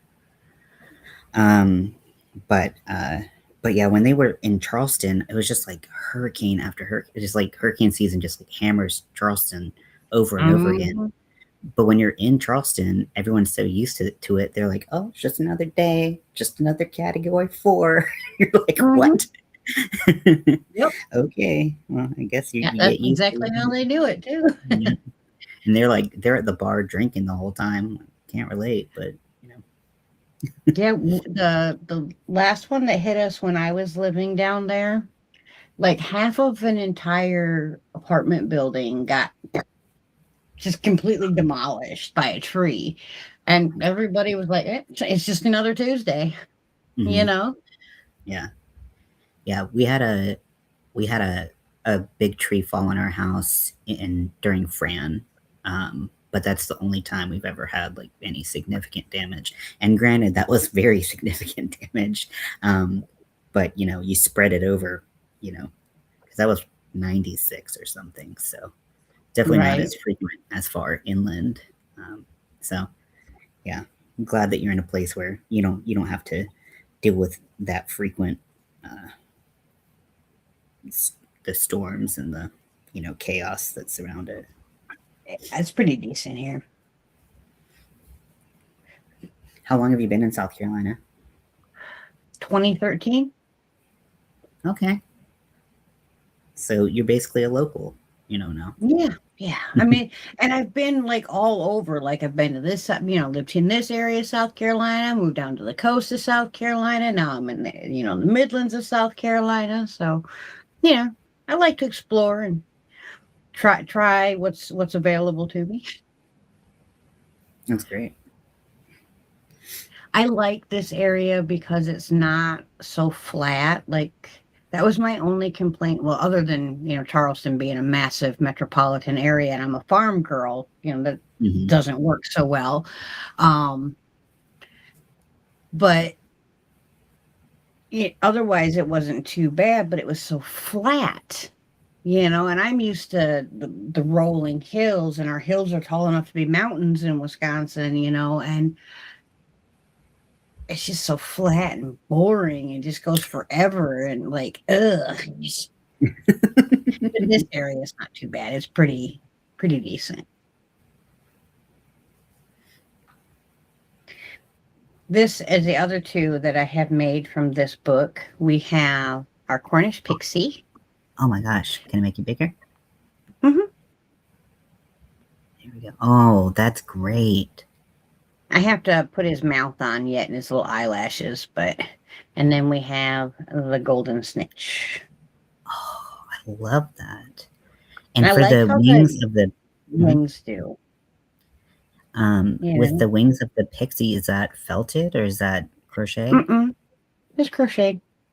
Oh, I love that. So cute. Great And the detail only on thing that. I did different other than the pattern didn't say to do is I crocheted the arms into place rather than sewing them into place. Hmm. I like doing that You too know, if I can. Oh, so cute. and they were fun to make, really quick to make. And honestly, I haven't found a mistake in this pattern yet or in this book yet. So, a lot of the books are like just full of mistakes. This Yeah, one, I'm not saying there isn't a mistake somewhere in here, but I haven't found one yet. So, I think that means a lot with, like I said earlier, like just the amount of crochet books that come out, and there's so many mistakes, oh, and yes. you're just like, how did this get like, did anyone test this pattern or And, yeah, there was no tech editing. There was no, even like not even just the numbers. They like a lot of them would have increase when you're clearly supposed to decrease. Like, how do you increase and end up with less than stitches than you had the round before? mm-hmm, no So sense. either the math is wrong or the wording is wrong. Hmm. Yeah, I was so annoyed when I saw that AI written book, not just once but twice in the library. I was like, of all the books, and like if the mistakes are so bad that you don't even have to make it to spot the mistakes, it's trash, in my Yeah. opinion. Yeah, for sure. Because a lot of patterns you can look at them and go, that looks like it'd be really, really good until you get going and you're like, that math don't math. Yeah, math ain't math, and absolutely. And I don't need them to have stitch counts for me or anything like that. So that's not the part I'm looking at. But if you're telling me to increase a certain amount of times and I'm supposed to read, I'm supposed to do that pattern X amount of times and I can only do it less than that, or I have stitches left over, then I'm like, all right. Hmm. Yeah, I only Especially if use I the know I counts ended right on the when last things one. are. I only use the counts when things are going wrong like that, and then I'm like, okay, well, how much was it I supposed to have in the previous round, and then I check. So Yeah. that's the only time.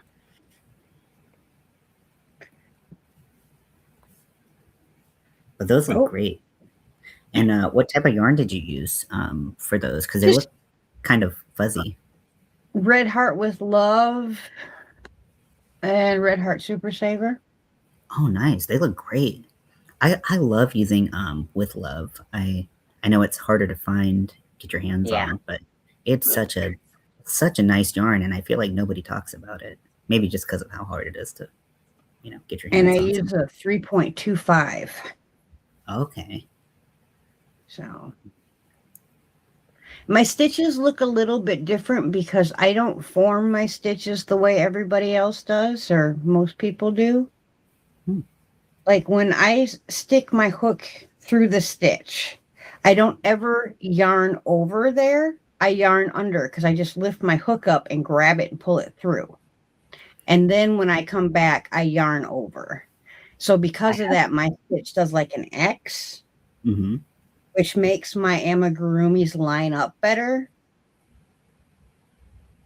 I have heard that about the yarn under. I feel like I just like get into the zone and I just stop thinking about it. I'm just okay, single crochet. I'm just gonna do it like I normally do.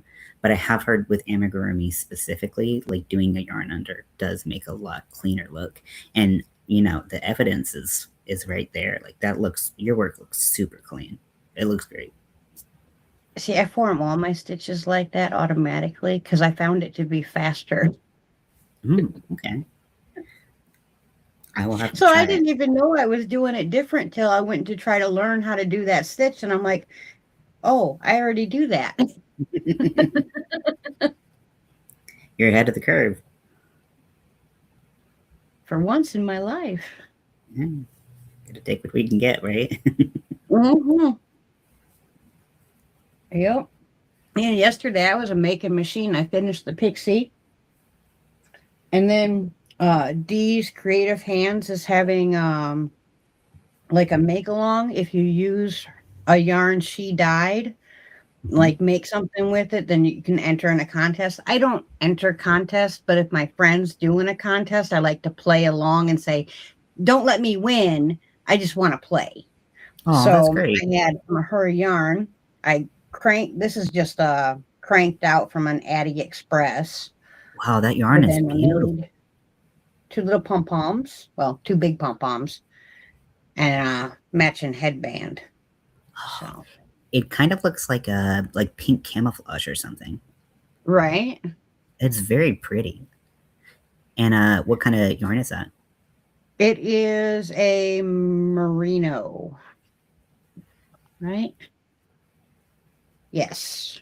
100% merino wool, 19.5 microns. Really Beautiful. soft. It's squishy, squishy. It's a And DK yarn, so what's her they worked up do you really know her channel fast. off the top of your head? Dee's Creative Hands. Okay.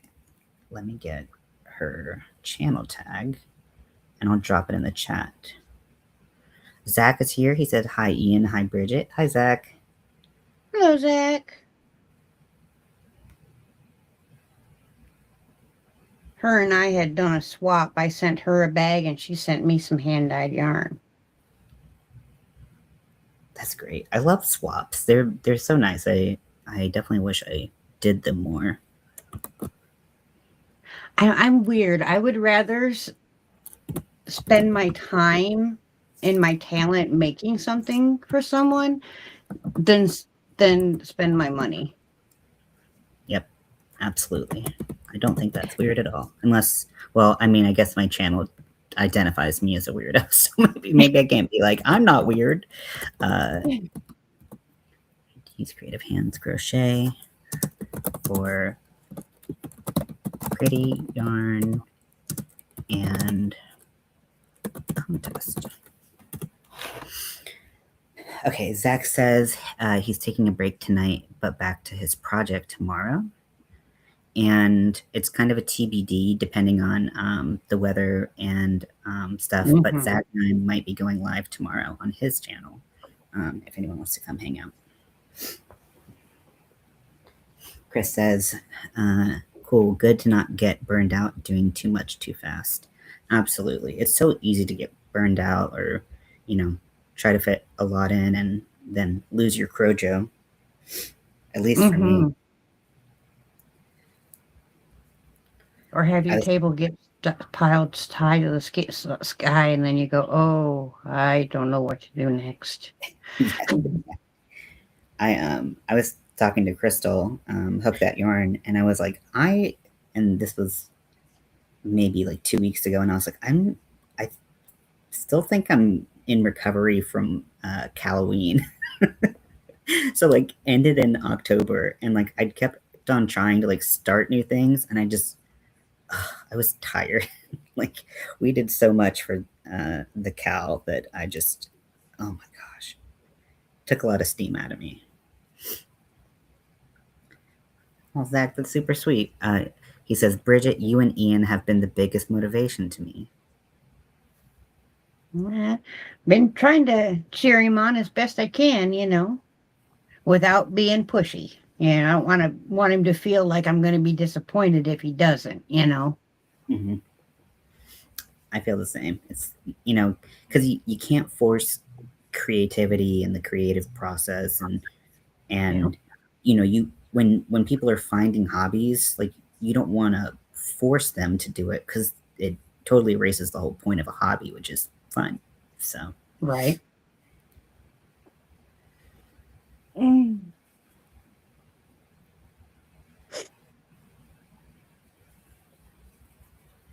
but those are great, Bridget. Thank you for showing me. I enjoy, sharing the craft. That's why I started my channel, other than I wanted to, make some friends. Because how the heck do you make friends when you're over 30, don't work outside of the home, and don't attend church? You're preaching to the choir right now. Preaching to the choir. Like it's so hard to make friends, and I've also like I've thought about ways I can get out and try to do stuff to meet people, but those also require a lot of money typically. And even Exactly. even like going to a local yarn shop, I'm like, well, the yarn tends to be more expensive. You're dealing with higher quality yarn, and and stuff like that. But maybe it would be worth it to try every once in a while. But it is hard to make friends as an adult, and I just, I'm also there's such great people here, There which is is. really really nice. I found, at least me, I'm an awkward person. I'm socially awkward. I know I am. I feel very awkward. Even I guess if I don't externally act awkward, I feel inside like, oh, you idiot, why did you just do that? Mm-hmm. But I've tried just talking to people like in the craft section at Walmart that was looking like they were interested in crochet, or they were picking out some yarn or something. And they look at me like, ew, go away, you weirdo. Why are you talking to me in the store? You know, Mm-hmm. I've tried that at like Michael's. I've tried going to like the high-end bougie stores. Everybody that I met at the high-end bougie store they were very, very nice ladies, but we are not the same. and they never made me feel that way. Yeah. But they can afford to go to every basketball game or every event or every yarn show that they want, and they can buy 3 and 4 sweaters quantities of yarn at one time, and if I'm lucky I can buy one hank once a month, and that's if I forego buying myself like a new pair of pants or eh, you know.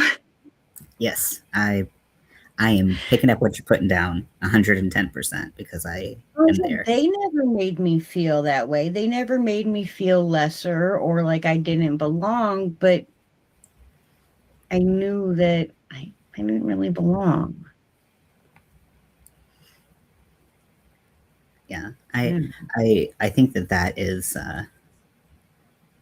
I have felt the exact same way where it's no one's explicitly said it, or maybe they're not even thinking that, but um, because I'm on a fixed income and I, uh, you know, just people who are like, hey, does anyone want to meet up and go to the bar? And I'm like, I can't really afford like however much it is to like you've paid like $20 to get in to a space. Like, no, like, that strips a lot of the you know, I feel like it's easy to get self-conscious about uh, those experiences because you just having to budget your time and your money, and also your physical and mental energy if you have those problems as well.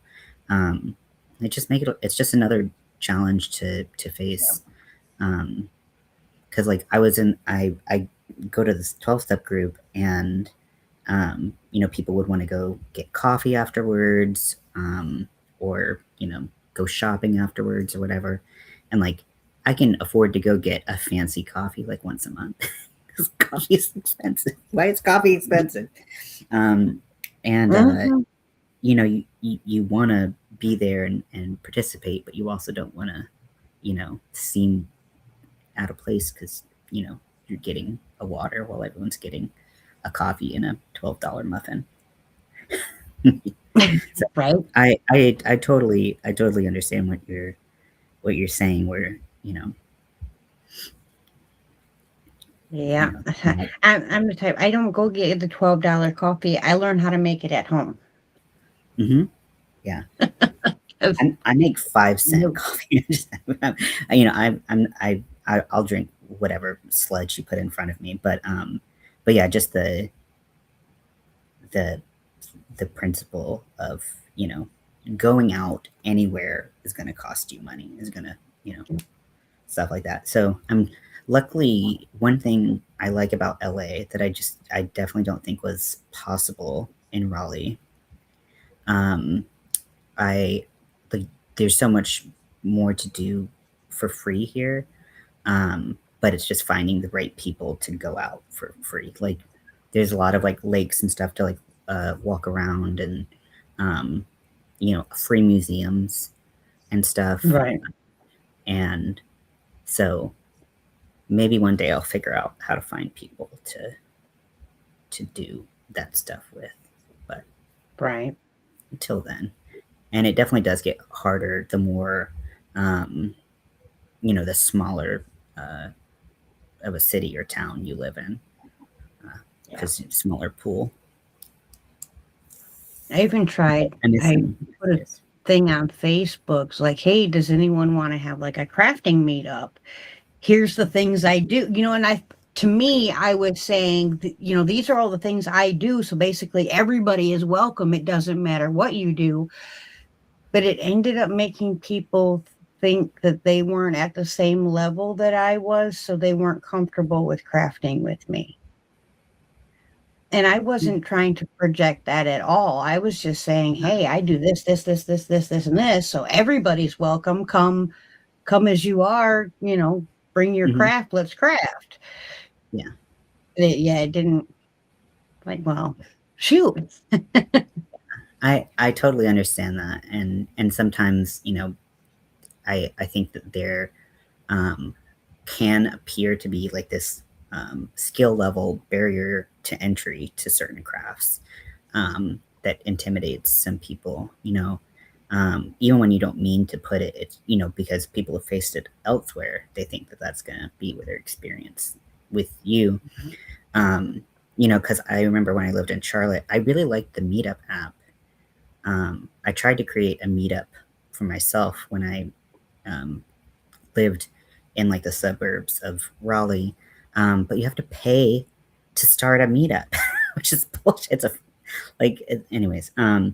But like That I is remember weird. there was like a knitting group, and I went when I hadn't knit in a long time, but I was like, I just need friends, like I just need something. But I sucked. But I was really self conscious the minute I got there, and everyone's doing like really advanced knitting, and I'm just like knit, knit, knit, purl, purl. Like that's the extent of what I can do. And then I started crocheting, and I was like, I had to ask them if it was cool. They didn't make it seem like it wasn't okay to crochet there, but I just was like, can I crochet? But then there became this like almost kind of weird social divide of like crocheters and knitters, just because there's kind of a vibe difference in my experience. Not something that can't be, can't Yeah, be for friends. sure. There definitely is a vibe difference. Knitters are generally a little more, not in a bad connotation in any way, where they're more bougie. They're more persnickety. They're, Maybe like serious in like a different way. I don't know, but yeah, it's just, yeah, we just kind of do our crafts in different ways. Every knitter I've met, it's always, they're using higher quality yarn. I would never use acrylic, and things like that. I do know crocheters that hate using acrylic and stuff like that, but it's just a lot more rare. And um, that'd you be know, me. and and uh, and so when I started crocheting, I was like, I maybe this group is not as mellow as it felt like it could be. But I always felt like I was like struggling to be a part of the conversation, even when I was knitting. Um, Right. and let's see. So Zach said, um, if I don't go live tomorrow night, Ian, I will be live at 4:30 Eastern on Sunday because the game is in town here. Okay, cool. I Awesome. hope I will be up by then because I've been sleeping late, like a weird insomniac, which I guess I am. So, but yeah, there's got to be like better ways to make craft groups, or just like have craft groups. I haven't figured it out, but like I felt that same struggle that you are talking about, where because I think the meetup that I was gonna do, it was gonna be all crafts. I was like, I don't care what you do, just come hang out, make shit. Um, Right. and I think that um, yeah, it just didn't have the same uh, effect. Like, yeah, just people just don't show up. I don't know.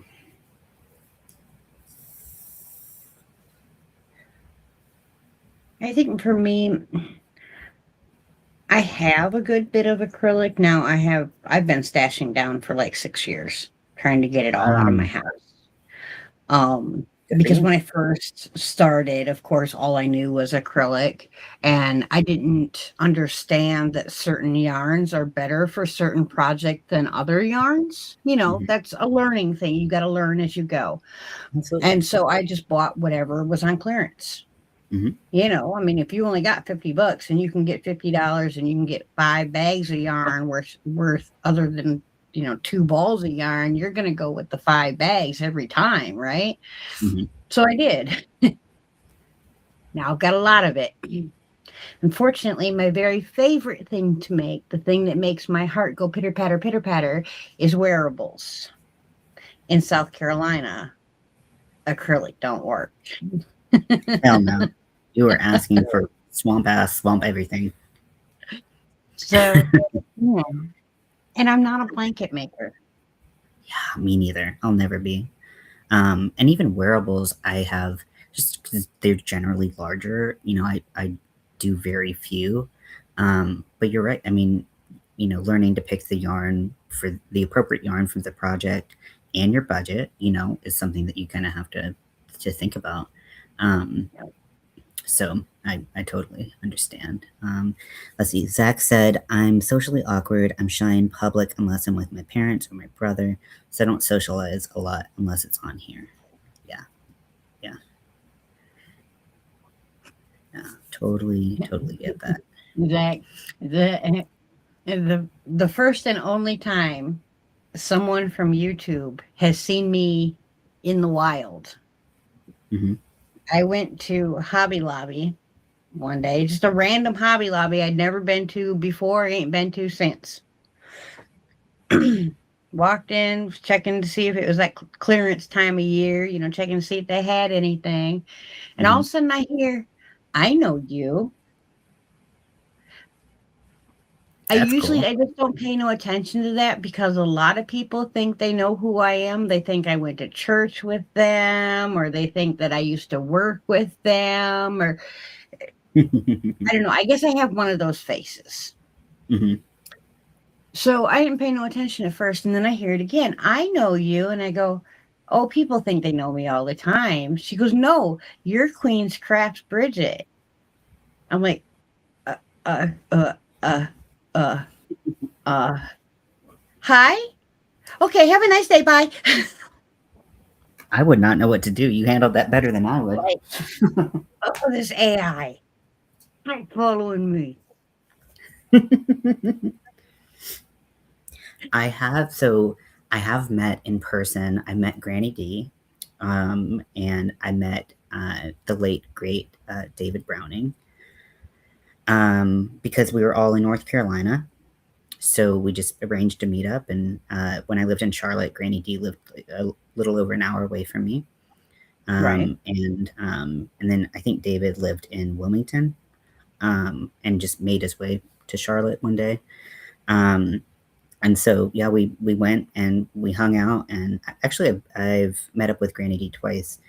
Um, Granny D gave me my first furls hook. Um, so she's she's to blame for me having so many, or I had quite a few. Um, and sweet people, incredible people. It's great to make connections online and then meet people. Because you never think that's going to happen, right? Right. But so yeah, so that was great. But I've never had someone just uh, meet me from knowing me on YouTube and watching me and not being their own kind of presence on YouTube. Um, I'm gonna put more lipstick on because I realized I have crazy lips going on right now. I've gotten to meet one subscriber on a planned meetup. And I've met Cynthia from Cynthia's Joyful Creations. Oh, cool. So, because she only lives like 45 minutes up the road from me. So, That's nice. Oh, you've met Katerina in person, Zach? That's cool. I feel like I should have known that, but I did not. Um, One of the things that I was thinking about doing, and I kind of slipped my mind until this conversation. But one of the things I was thinking about doing, because there's quite a few homeless people here, I guess is an understatement, but especially where I live, there's a big homeless population. And um, I thought it would be cool to do like a crochet class um, at the library, the public library, where I could teach people how to make hats or scarves, whatever, to like keep them warm. right. Because I like teaching crochet and things like that, but I'm a very slow crocheter, so um, the idea of crocheting enough hats to donate has always been very intimidating to me. Um, and I was like, well, if I can teach people and they can make their own, Well, one, and I did some asking around some crochet groups, and they're like, some libraries have a budget for class materials, so you can get the library to pay for crochet hooks and yarn, and then the person can take the yarn with them. Because that was what I wanted. I like it'd be cool if they could go crochet after the class, Right. and then if they really liked it or they were good at it, then they could maybe start selling stuff themselves. You Right. know, um, and but having the class open to anyone, not just you don't have to, there's no qualifier to be homeless or low income to come to the Right. class. Um, I thought that that would be cool to do. So I have a public library that's literally a 5-minute walk from me, and it's fairly small, but I think they have a like an education room or whatever they call it, meeting room. So I was like, maybe I'll do that. But I just kind of forgot. so so, but maybe maybe if I did something like that, then people who kind of came back and stuff like that, start to build a rapport and you know potentially make friends that way. I don't know. Right.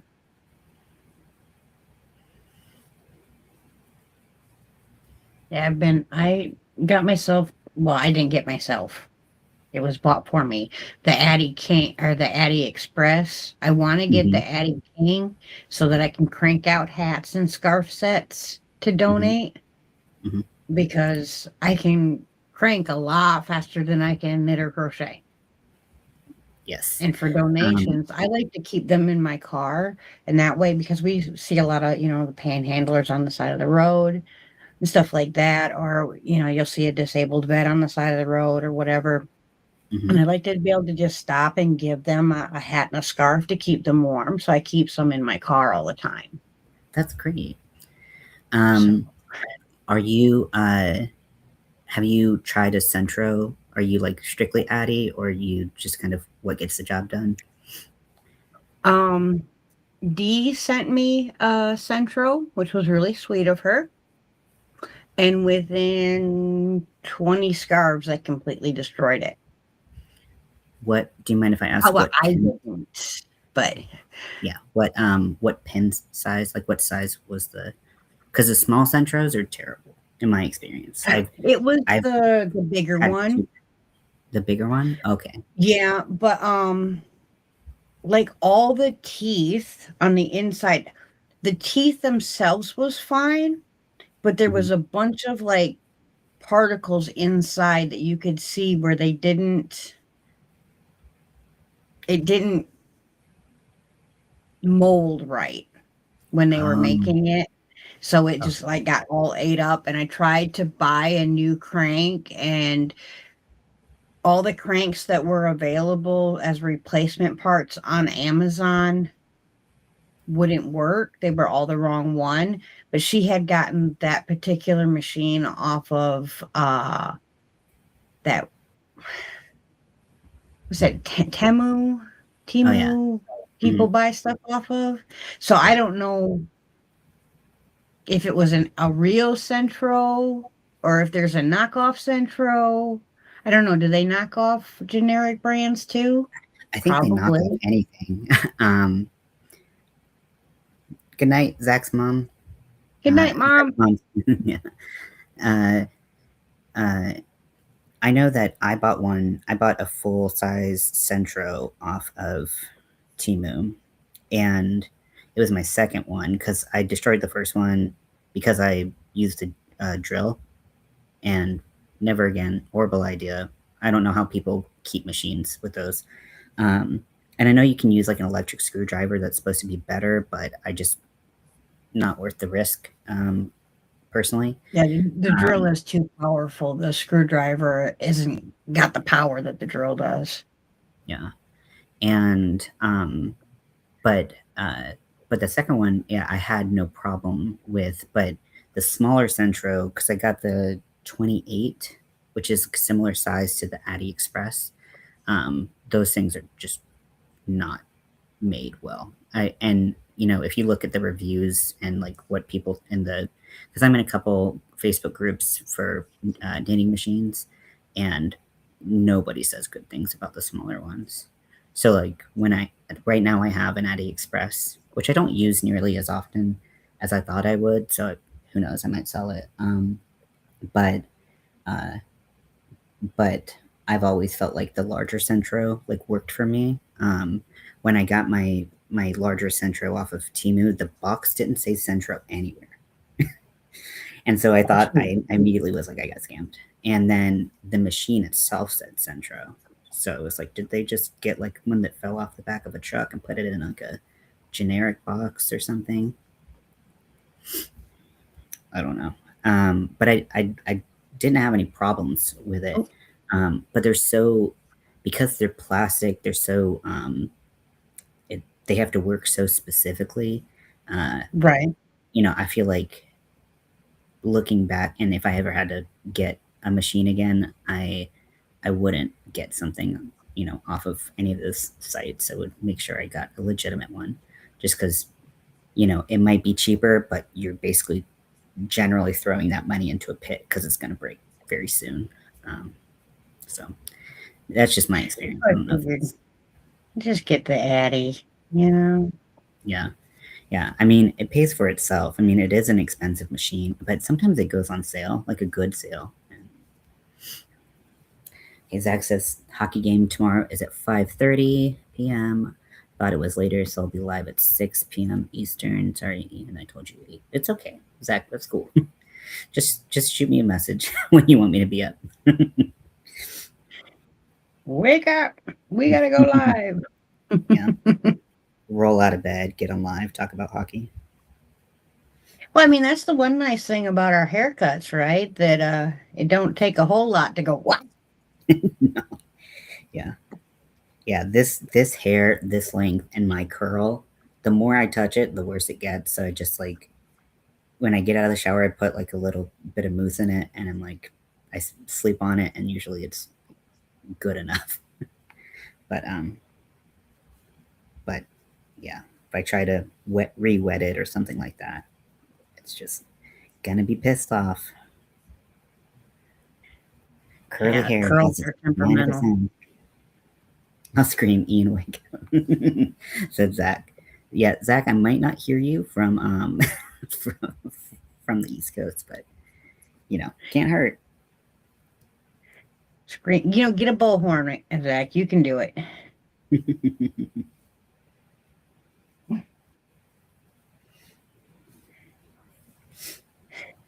Yeah, I figured tonight I'll just take me a little break and clean up in here. And I've got some bags I got to get made. So and I just got an email. Someone's ordering another bag, which is nice. It's the first bag order I've had in months.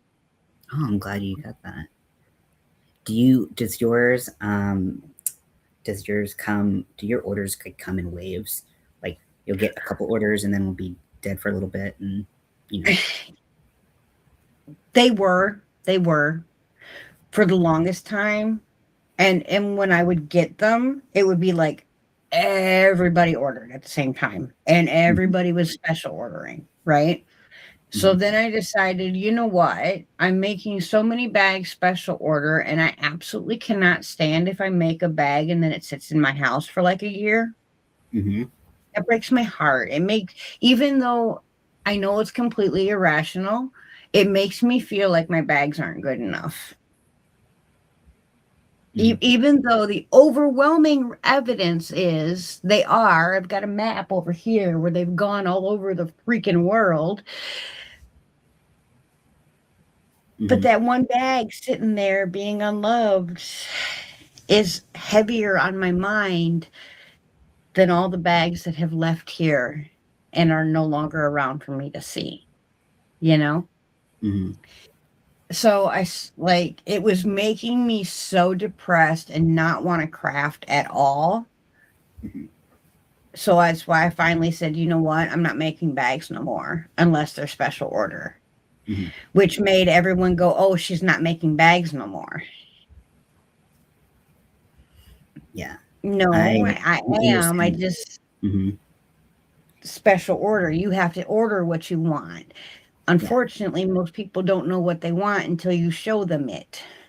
Even Hmm. though you show them the pretty fabric and they know what your bag looks like, for whatever reason, they can't put the pretty fabric and your style bag together without seeing it together. Hmm. Yeah.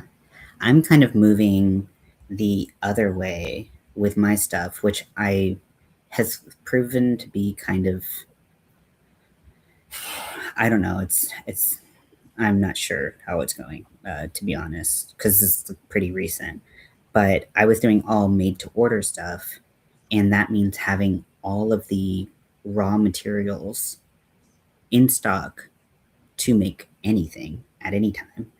And I'm just like, I don't have space for all of this. And so I'm trying to go to, like, I'm just going to make some pre-made options, make them cheaper, and still have the specialty, or like the special order stuff available, made like only for my packers, really. I think is where I'm going, because like that, I feel like um is such a point of like gender euphoria and specific feelings for people. um but like I just can't keep every single option of every single thing that I can make in stock, or I just can't keep all that yarn at the ready. And especially with like you never know when like that color of yarn or that brand of yarn is going to go on sale. And so like of course, like when people order it, it's never on sale. Of And course. or like, or it's on back order or something like that, and you got to go tell them that you can't do that. So um I think I'm trying to move away from that. But I know that that means, like your situation, I'm going to have this stuff sitting around, and I don't Yeah, want and that either. And I predict it'll be slower, but I don't know. I feel like I'm drowning, and like my packer, just that thing, which is my main seller. I have like 17 colors, colorways that I do it in. So that's 17 different colors. I have at least enough to do one packer in at any time. And that's so much yarn that I keep by myself. mhm. Just doesn't. And I know fabric takes up a huge space. Like it's because I know, like, when I was storing all my crafts and stuff, I don't so much anymore, but the sheer amount, like, just fabric takes up so much space. I don't know how else to put it. It's frustrating. But Yeah, well, so I'm I kind of going the have other way. this is my craft room, Hmm. okay? And it's a full-size bedroom. My formal dining room is my sewing room. The other bedroom, the other spare bedroom, is our spare bedroom slash my photography studio slash my workout room slash my storage room where all my overstock gets put. So the closet is cram packed full. Like I'm taking up 3 rooms trying to have stuff made for people that's sometimes getting bought. It's too much. Hmm.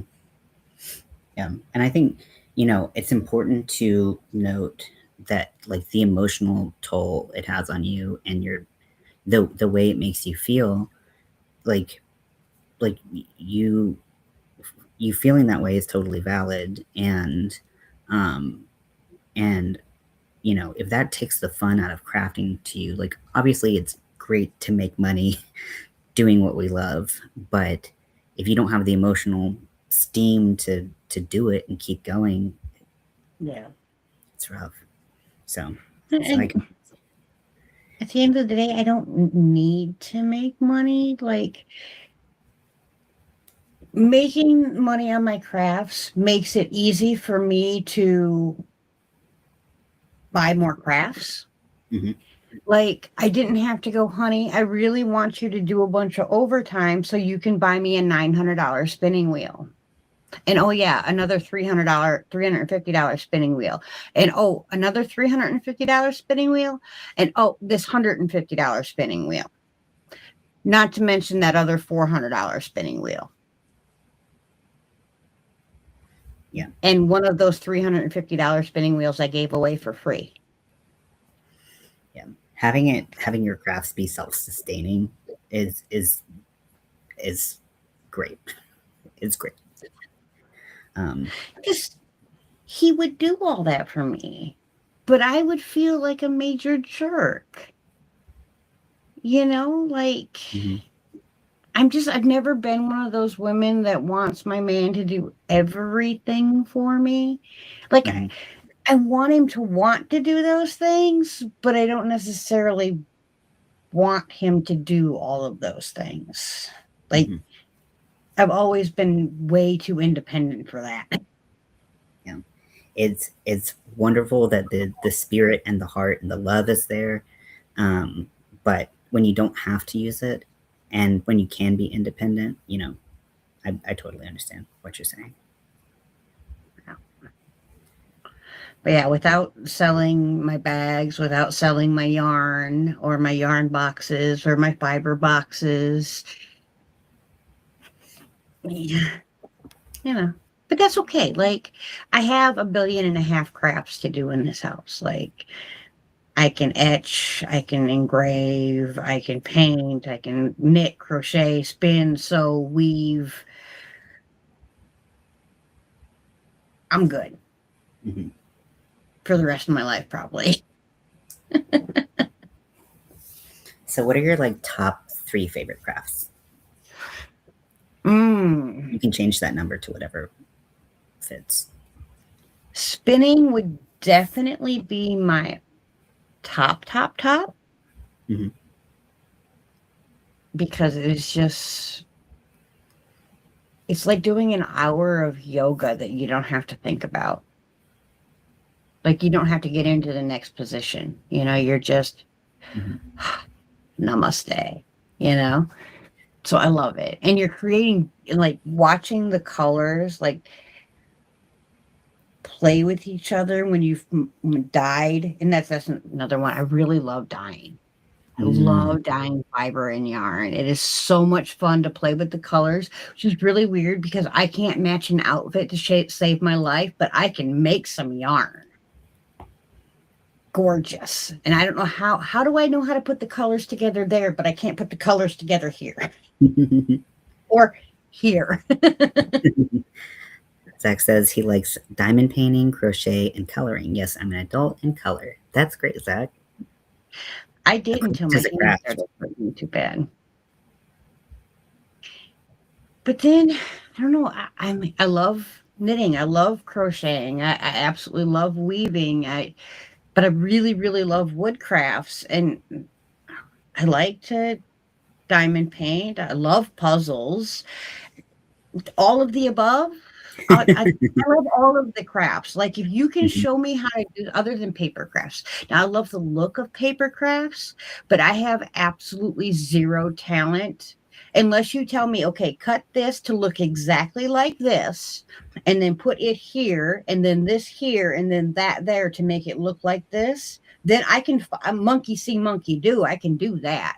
But Mhm. if you give me 6 pieces of paper that are supposed to make one piece of paper or one collage, it's going to look like a 5-year-old had some scissors and glue and a real good time. Yeah, that's definitely not collage and scrapbooking and paper craft. All of that, I don't have. I just don't have it. Um, and like you said, there's so many things that I would love to do, and I've picked them up, or I can even just look at them, and I'm like, you know what? I'm pretty sure that wouldn't be something I'm great at. Granted, you never know until you try, um, but yeah, paper craft has never been I something. think another all-time favorite craft of mine would be cooking and baking. Ooh, that's a great answer. I I love baking. love to feed the people around me. That's great. Like Yeah, when people love cooking, I think that, and not that things like crochet and any other art or craft is without heart, but cooking takes like a specific type of person, and like the heart and the love that goes into feeding and nourishing other people Yeah. is something that is so like almost specific to cooking, and I think it's incredible. I'm terrible at cooking. um but but I do love baking, and I feel like I kind of can get some of that, feeling of like just bringing people joy. And I feel more comfortable with flavors and stuff like that than I ever have with cooking. um so but I think that's a great answer. That's a great answer. Do you have a favorite thing to cook or to bake? Mm. I really enjoy making hearty food. So your breads, your lasagnas, you know, but Mhm. I guess probably my all-time favorite would just be like a good Christmas dinner or Thanksgiving dinner. And it's my favorite to cook because I have more people to cook for. Mhm. Like having my sister and her kids come and I can make not all the candies, because I like to make like 3 and 4 different kinds of fudge and a whole bunch of different kinds of cookies, and then you got your candies and your chocolates, and I like to make them all. Mhm. So I try to pick like 2 or 3 every year, and we kinda rotate. I I missed love some it. messages from Zach. So Zach said he would love any bag you made because he would know it was from you. It would be special, and he said it could be pink. He wouldn't care. Um, I read the diamond painting one. He said he has a friend who got into wood burning. That's super cool. I've always thought that was super cool. Um, I don't think I would be great at wood burning, but I've always wanted to try woodcraft and Really stuff like fun. that. I think that is so cool. Um, Zach likes cooking too. He hasn't in a while though, and he likes making soups. Soups are definitely such um, a cool thing to make because like you said with like heartier foods. Like I just feel like you know, there's you just have to think about this whole well-rounded how things are going to mesh and how they're going to go, and how every spoonful is going to fit with the rest of the meal. I love that. These are awesome. So I really like to garden and do flowers, stuff That's like great. that. I'm pretty much a I really enjoy what I'm doing while I'm doing it kind of person. Hmm. Like, it doesn't matter if we're fishing, if we're hiking, if we're sitting around, like, I'm not really a TV person, but, like, I'll do a movie if you'll let me crochet or knit at the same time. Hmm. But if you want me to pay attention to the movie, deals off. That's okay.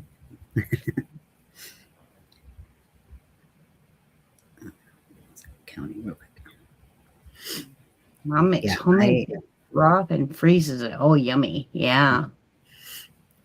his mom loves gardening. Bridget, you and her would get along. Yeah, My I mom, absolutely love it. my mom loves gardening too, and she's moved a lot into like indoor plants because of like um, their living situation. Because my mom works like a couple hours away during the week, and then she has her plants at home.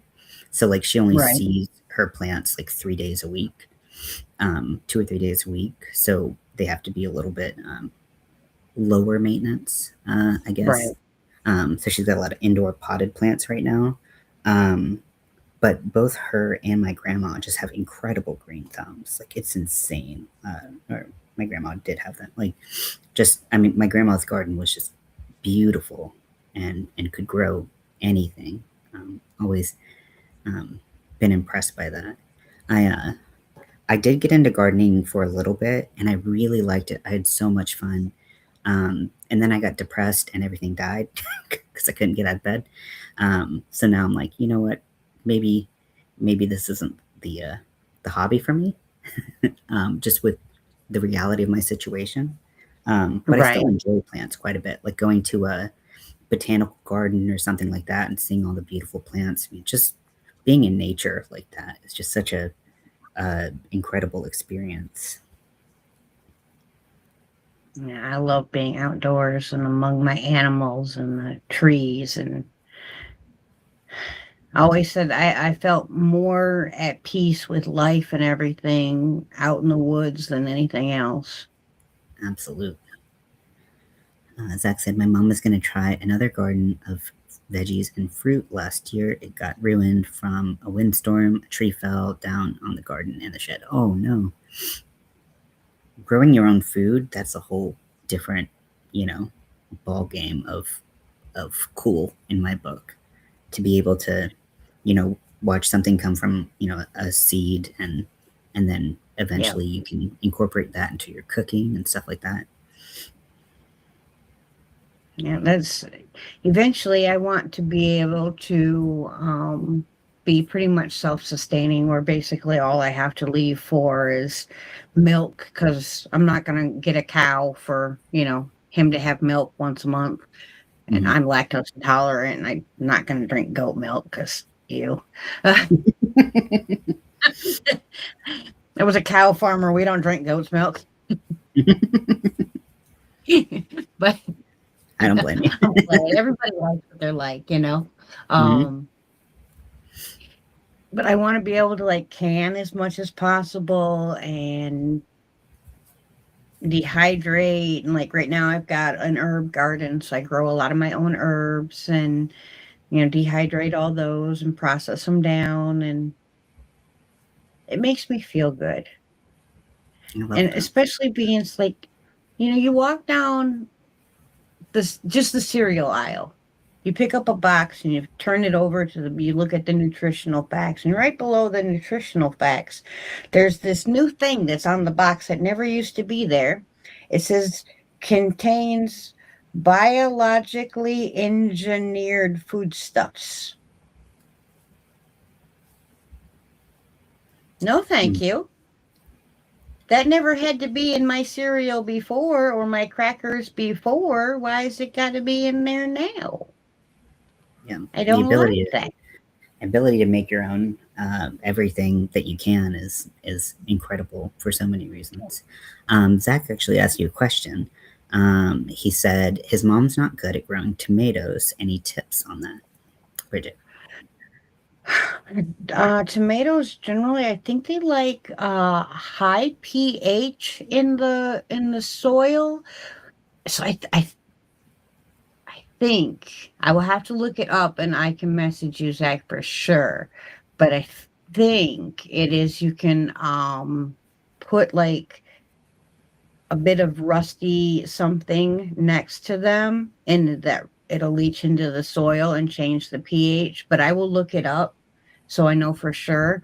There is something that you can put in the soil to change the pH level, and that will make the tomatoes happier. It's the soil.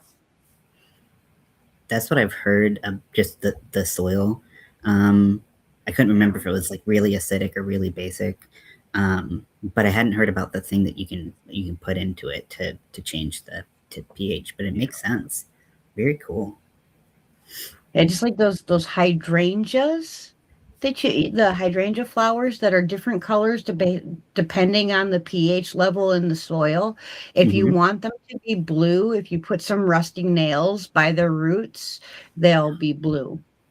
That's so cool. I knew about the again. I knew a little bit of information. I knew the pH changes the color, but I didn't know anything else. I'm learning so much. One craft that I really would like to do, I did have a lot of fun doing, but and I had just started it before I left North Carolina. But it takes a lot of space, so I just can't do it here because my apartment's very, very small. But was leatherworking. I thought that was so cool. So Hmm. cool. Um, And my friend who passed 2 years ago, he was very into leatherworking and very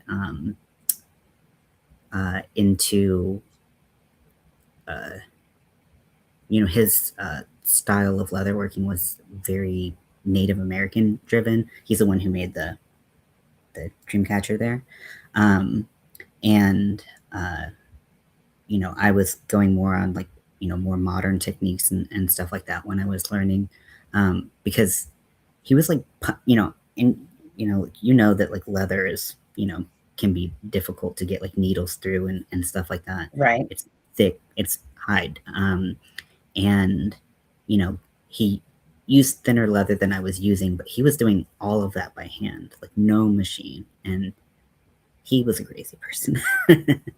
But it's a really you know I don't have many crafts that like tie me into nature at all. I'm using even crochet. I'm using acrylic yarn. That's not natural. Um, for most of the time, I'm using acrylic yarn. I'm not ever using many natural materials, but to do leatherworking and to really feel connected to the creature that you're, you know, that like gave you this, Hmm. it's like almost like a like natural or like spiritual kind of practice to be able to do this. So I really like that. If I ever had um, space, that would probably be the one of the first things that I went back into. I actually have a couple leather craft starter kits on my Amazon wish list right now because I've been wanting to just get my toe, because it could go with some of my other crafts. It could be in an accompaniment craft, Hmm. Hmm. know.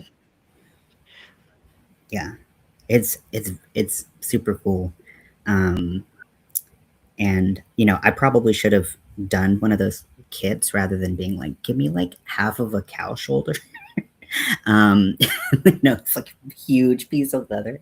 Um, but I just went for it as I do with too many things. um, so, but yeah, the kits are great, and really kits of any kind. If you are not sure if you're going to get into a craft or not, that's such a good idea. I saw this thing, and it was about people with ADHD and who like start crafts. I don't know if you have ADHD or you just like crafts, but ADD. okay. Um, and but it was like we often will be like, oh, this looks really cool, and I'm gonna get everything I need for this craft or this hobby, whatever.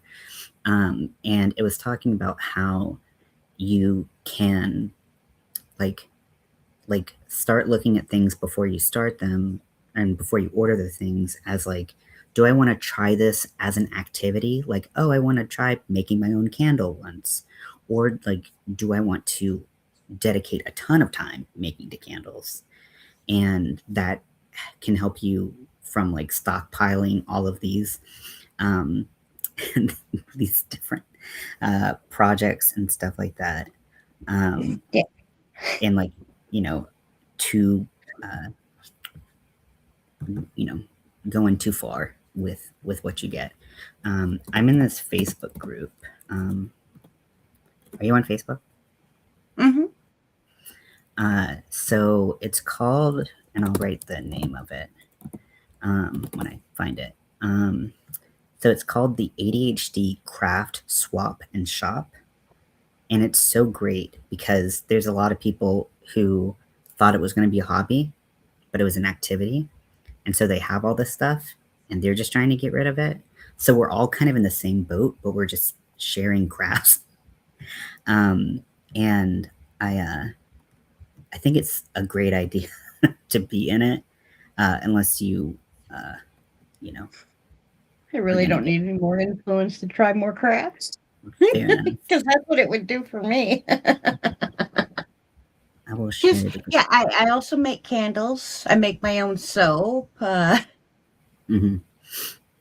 Yeah, and there's just been so much that I'm like, this would be so cool to try, and like if you're like cool to try, then like try it as an activity, instead of, going full out with everything. And um, one of the, oh, I have to go on my phone for this.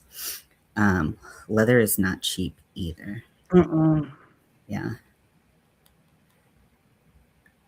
Crafting is not cheap because you Crafting. need specialty tools, and all you have to go to a specialty shop for that tool, and then they Mhm. upcharge you because it's a jewelry pliers rather than a pliers, and You were speaking my language. Yep. Um,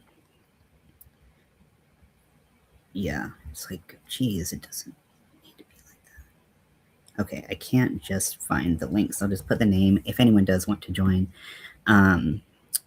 that group, and honestly, like, it's kind of nice to see other people who've kind of run into the same problem where they thought they were going to be really into a craft and then they didn't, or they're destashing or anything like that, which I know you're destashing, so you don't have to worry.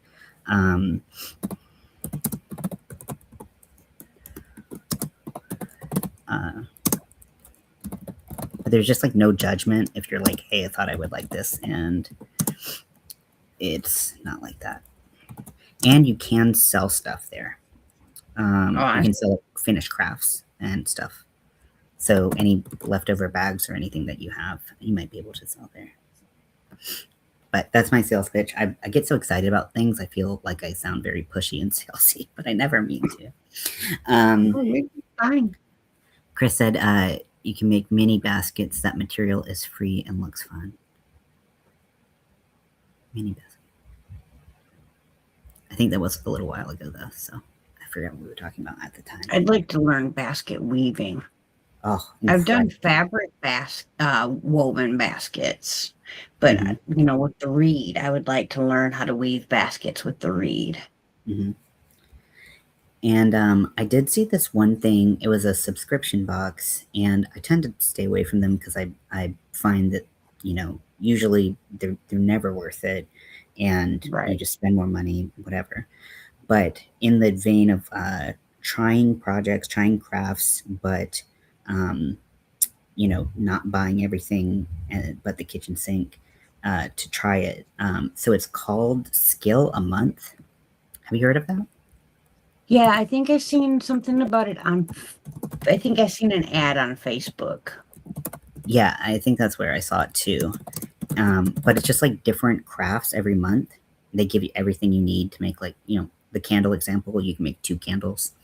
So if you hate making candles, you didn't have to invest in them. So I was telling my mom about that because she's like, I would like a new hobby. And I was like, this would be perfect for someone like my mom, who like, she's the same kind of way. If she wants to start a hobby, she's going to buy everything for it and then probably never touch it again, 9 times out of 10. So it's cool that there's like a bunch of different stuff available to us now that we can try, but sometimes it's just too much and so overwhelming. It's been the good and bad thing about YouTube, because like I did not know that people still spun yarn, and then I watched a girl spinning yarn and I'm like, I must do that. Mm-hmm. It became an obsession, and then I seen people weaving, and then I'm like, I could get a sheep and I could shear the sheep and I could clean the wool and then I could spin the wool and then I could weave the wool and then I could cut the wool, that weaving, into like an awesome dress. Yep.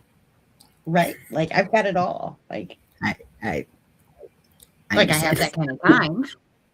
Yeah, it's like, yeah, I'm exactly that way. So I'm trying to dial back my own behaviors like that, and just be more selective about. And I think one big thing that's helped me with that is how small of the space I'm living in. Because like before, when I had some room to spread out, I can continue. You mean I can get another craft because there's space over there? I'm gonna do it. But now I legitimately don't have space for it, like physical space.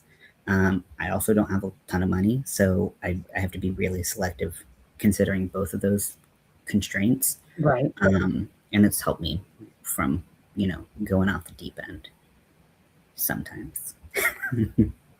One thing I did that I really liked, I used to cosplay, and cosplay is kind of like crafter's paradise, because no matter what like character you're making, like they're wearing clothes.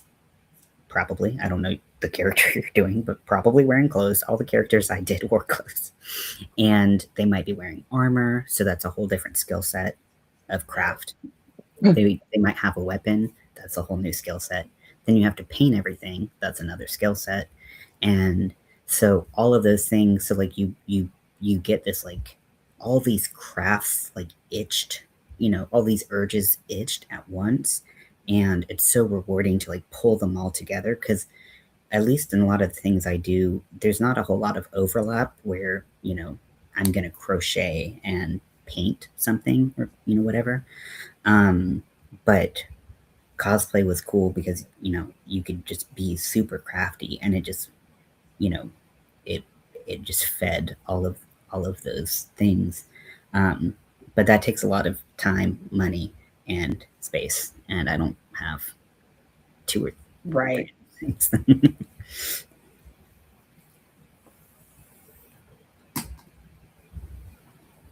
I think, well, quite a few of my crafts have been because I wanted to add things.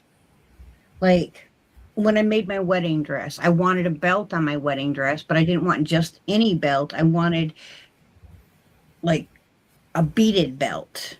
Hmm. So I had to get a beading loom. Of course I had to.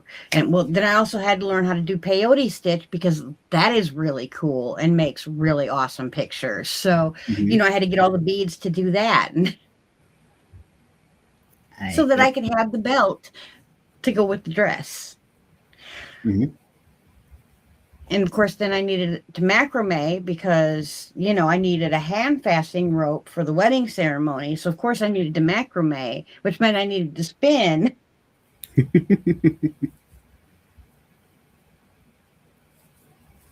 So, I mean, Yeah, we, yeah. we can justify. Oh yeah, you can justify it so much. Yeah, and that's really what cosplay is like, but like much lower stakes. Um, because I feel like because I did some crafting for my wedding dress as well. Actually, I did quite a bit of crafting. I didn't make my dress, but I bought it off of Amazon. It was like a prom dress or something. It was $75, and then I rhinestoned it and I put like a tulle underskirt on it, and then I made my veil and beaded and stoned all of that. And so it's like, you know, I tried at that time. I was like, you know, picking my battles of like, I know if I never constructed something as elaborate as like a wedding dress before. Um, everything I had made was, you know, much smaller scale than that. And I made Right. dresses, but not like nothing, that was that specific. So I played within my strengths, but taking something basic and making it what I wanted. And I think it's Right. great when you're crafty because you can see these opportunities to like make something even more unique and special to your day and and you can start all that. But it can also be a little bit of a money pit Right. at the same time. Sure. But hopefully you don't need too many wedding dresses in your lifetime. No, I don't. No, this will be the last one I need because if he wants to go anywhere, he's going in a hole in the background in the backyard. I done told him I ain't moving nowhere. I ain't going nowhere. If he wants to go, he can go in the backyard. Chris said, but in the end, you got the belt, and instead of paying someone else, you got all of the equipment and the skill and the belt for near the same price. True. In your experience, has it been the same price? Because it's not been mine. But see, no, probably was more, but I have the materials here where I can do plenty of other projects to make Mhm. up the difference for that price. So, Okay, that's good. Yeah, there used to be, and it was around cosplay, but I think this applies to any craft, where it's like, why would you see something and you're like, you like it in the store or whatever, and you're like, oh, I could buy this for $10 or I could make it for 96. And when I saw that, I was like, wow, that cuts deep. Not that it wasn't worth it, but do I do that maybe a little bit too frequently? I'm gonna be right back. I gotta check on something real quick. Okay, I'll put you backstage if you want.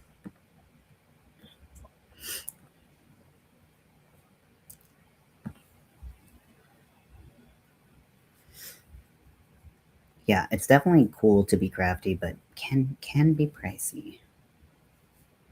So there's pros and cons, as we all know as crafty people.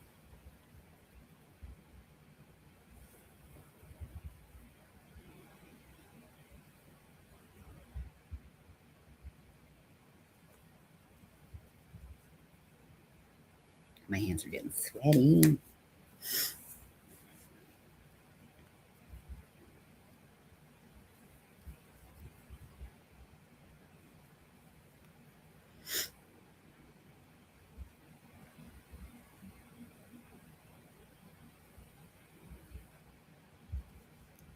You like lima beans? I know that, Zach.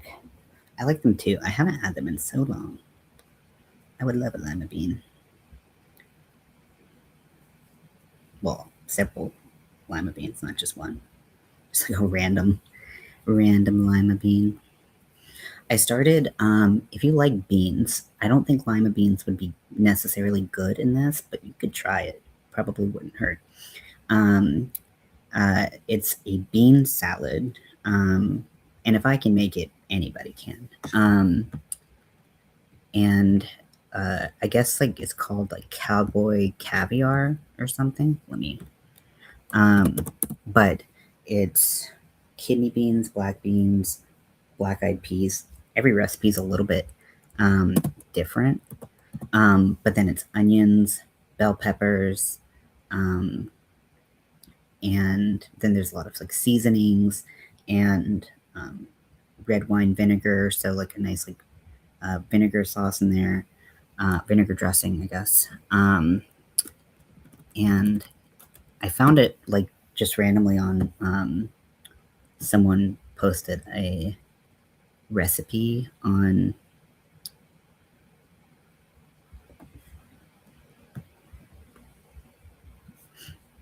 um,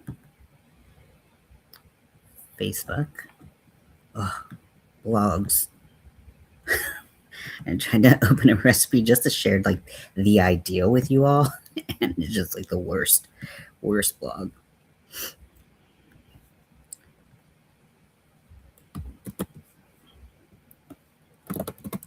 So I don't think I use this specific one. There's a ton. You can change whatever you want. Some people put cucumbers in there. I don't like cucumbers. But it's a really nice bean salad. Super cheap to make. And very high in fiber. Good for you. Tasty. Good for meal prep if you like meal prep. So just wanted to share that because that is one of my favorite meals to make for myself.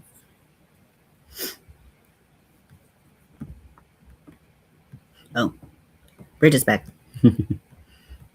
Nope. Yeah. Sorry, double clicked. Yeah, sorry about that. I could hear my wood stove making noise, and usually that means the temperature is getting up a little bit, so I had to go turn her down. Okay. It's important. You do what you got to do. I was saying, I don't know, high in fiber make you poop.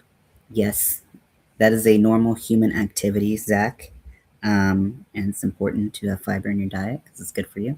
Also, if you have high cholesterol, like I do, and I'm working through, fiber is good for reducing your bad cholesterol.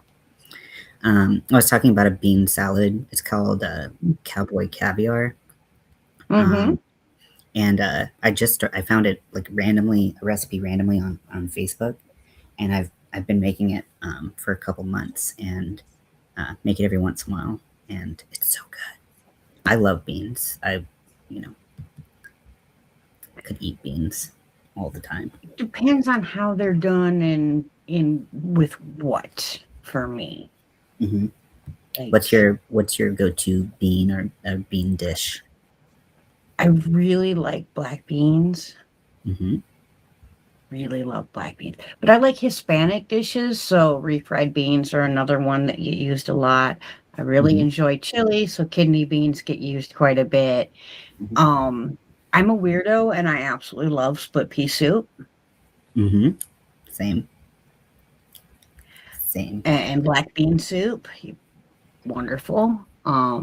Especially if it's homemade, never if it's from a can. But I don't again, I don't really like a lot of processed foods, pre-made foods, fast foods. I'm really much more into the whole foods, healthier foods, Hmm. more natural. But I think it's because I like to cook, you Yeah. know? If you like to cook and then you go and get something that is just I can eat it, Hmm. it's just not, why am I paying for something that's not even near the quality of what I can make? Hmm. Um, yeah, that if you because the bean salad is cold, so I know some people don't like cold beans and stuff like that. Right. But this recipe has black beans, black eyed peas, and kidney beans, corn, um, onion, bell pepper, uh, parsley, red wine vinegar for and like a little bit of oil, just to kind of make a dressing. It's Right. it's great. It's great. Sounds really good. Yeah, yeah.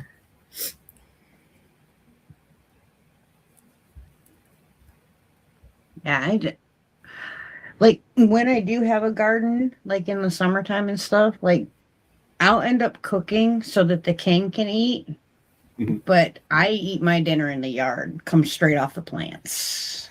That's great. I'm full before I've even cooked dinner. Hmm.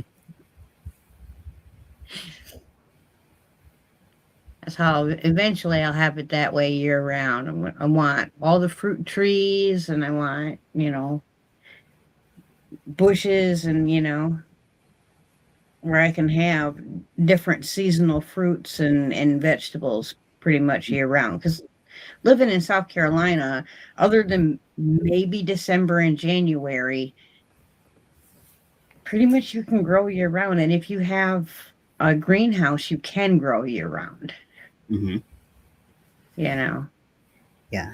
One of the things that's cool about LA and California is just that, you know, there are so many like public fruit trees. Um, and so it's like, and like, obviously, you want to make sure it's not on someone's property before you like get something off of it. Um, but, you'll just uh, like people can, because of the temperature and the climate here, people grow like fruits and vegetables so readily here, which is so amazing. I don't have a yard um, to even think about it, but then two doors down, they're growing like grapefruits and uh, lemons and you know Yum, yum, stuff yum. like Love some fresh lemon. that. Mm, I've never yeah, been huge on grapefruit. Like I can eat it, but it's not going to be that thing I go, ooh, I got to give me some yeah, grapefruit. yeah. It's so tart. I know I can't have it with my medication that I'm on. I know it interferes with a lot of medication, including the stuff I'm on. Right. But it is supposedly really great for you, and good for people that can eat it. More for them. There's actually an app that maps out free fruit and plants people let people pick. That's really cool. I've never That heard of is. that. If you know the name of it and want to share it, that would be great. Yeah, that is awesome.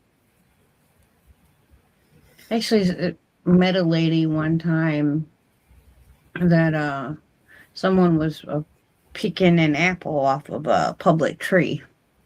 She got all excited and upset and shocked and shaken about the situation. She goes, "You can't eat that. You can't eat that. That's not the kind of apple you eat. You got to get those at the store.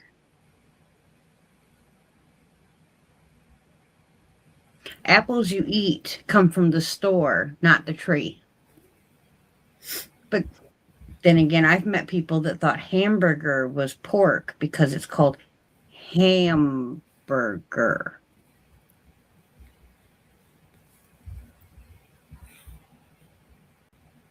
Or seen some Yeah, someone the other day. you can't you He's got can't one say of those little stupid. miniature cows, and he took his little miniature cow through the drive-through at Starbucks to get him a pup cup. Right? It's a dairy product he gave to a cow, and there was people in his comments freaking out that he gave a dairy product to a cow because maybe the cow might be allergic to the dairy product.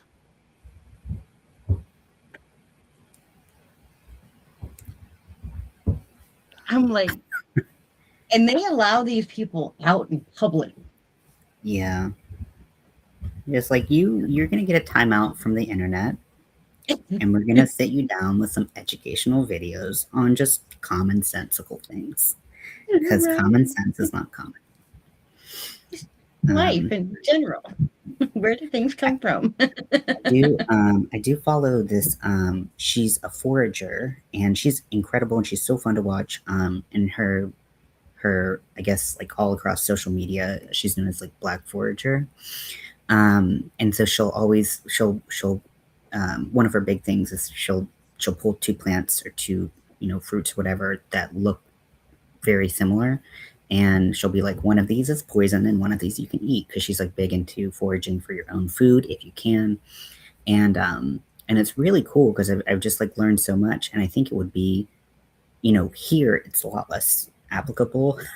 There's just not a lot of vegetation that's not very intentional. Um, but in North Carolina, it's there's so much more vegetation that you could eat Yeah. off of, and so like berries and stuff like that. She'll say like you can this is safe to eat, this is not, and talk about how to identify them and everything. And but um, she she responded to someone who was like, um, I, it was something along the lines of, someone was like, I didn't think you could eat food from the outside, or I don't know, however it was um, worded, kind of similar to like, no, you don't get the apples from a tree, you get them from the store. And just how there was um, a lot of, and how her history wrapped up into this, where when things like sharecropping and things were happening in the South, um, they made foraging illegal. You couldn't just go get fruits and vegetables and um, food from the outside, so that it could be used to force people to have to go purchase food. Right. So that mentality of like, everything outside will kill you, or everything outside is bad, like all of that, like that mentality has lasted for so long, because there were these laws that were really about discrimination. They were never about the safety of the food. They're about withholding life saving Mm-hmm. nutrients from people. So it's really interesting because I didn't know anything about that. So she's a great resource if you are interested in foraging. Um, you know, I just I don't know if I'm observant enough to not eat the thing that looks similar to the thing that's edible. Yeah. Eat the poison thing. I've been wild crafting my whole life, or wild foraging. So, I mean, there's Mhm, still a lot of stuff I can learn. A lot, mhm. especially because I did it in Wisconsin most of my life, where now I live in South Carolina, and the plants that are available here are different than the plants that are available there. And what we called it might be completely different than what it is called here. And there might be something here that looks similar that wasn't there, you know? So lots and lots and lots to learn always. Let me double But check I'm your. constantly collecting different books where I'm, learning about um different herbs and plants, wild plants that you can get for different things. Because when I first had my heart attack, when my little girl was just a baby, um, I was at one time I was on like 22 medications, like 3 times a day, just to keep me alive, because my heart was so bad and I was in such a bad state. But through changing my diet and, changing the way that I think about things and stuff like that, I'm now down to I take 3 medications Wow, and a whole good lot for of you. vitamins and eat right. So, and like, yeah, I have heart issues. I'm in congestive heart failure, have been for the last 17 years. But that being said, like, I very rarely get sick. I like can be around people that are sick and it doesn't affect me 90% of the time. Like, I'm very healthy for having a lot of health issues. Mhm. But all my health issues are tied to the one core issue, which is my heart, you know. I mean, even, moving from 22, 23 medications to 20 or 2 or 3 medications, I mean, is a big difference. Yeah. And, I'm sure that came with a huge increase in your quality of life too. And, there's some things that like, eating right and, getting enough vitamins and nutrients can do for you. And some things that like, just Right. exist outside of that. So if you know, do both, you take care of your body and you also, have to take some medications, in concert, sometimes that's just the best we can do. Yeah. And I mean, it sounds like, there's been incredible improvement, which, because like taking that many medications is miserable.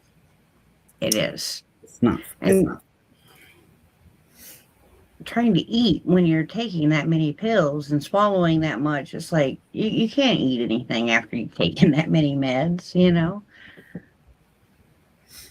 Yeah, I think No, I probably have capped out at like 15 a day or something like that. It's not quite there, but was up there, and it's and there's every pill will come with a side effect, which you weigh the pros and cons of whether or not the the pros of the medication are worth the side effects and potential side effects that you right, might deal with. So you have to, the more medications you're on, the more potential side effects you can have at the same time. So for sure. And the more you have to worry about them messing with each other. Oh. and the price. Ugh. Right. Yeah. Especially the ones that keep you alive. The ones that keep you alive are just outrageously expensive. Hmm. Yeah, because they know Like what the you're alternative is. So they're like, right, "You charge right. whatever." So they know they got you over a barrel. You're going to either pay it or pay the consequences, and well, nobody wants you to do that. So Hmm. like your blood thinners and heart medications are just ridiculous. Yep. Well, yeah. I That is really pretty. hmm? What you're working on is really pretty. Oh, thanks. I wish I could show the full thing, but it's a secret still. But yeah, I'm having fun, and I can't wait to show it off. Um, but but I did whole food like eating for quite a while, and like that's the best I ever felt. Like just physically, mentally, like it's definitely the optimal way to go. If you can, Right. in my professional opinion, uh, unfortunately, it's a little bit more of an expensive way to eat. So I try to find the line, but I don't think I do a great job right now. Yeah, Also the because only of way to make it cooking. cheaper to go for, like natural foods like that or whole foods is to make large quantities and freeze a bunch of it. Like that's really the only way I've found to make that more cost effective, which is weird. Like making more makes it cost less, but Hmm. because you can proportion it right. Yeah, I yeah. Also because I don't cook that much, which cooking, I cook and I make meals as frequent. I don't order out ever, um, but uh, it's just so much easier to do like a frozen meal or something. But Right. not the best. But oops. Um, but yeah, we're all just doing our best. Yeah, we can only do what we can do. Ain't that the truth? Because not a one of us can do it all, that's for sure. Hmm.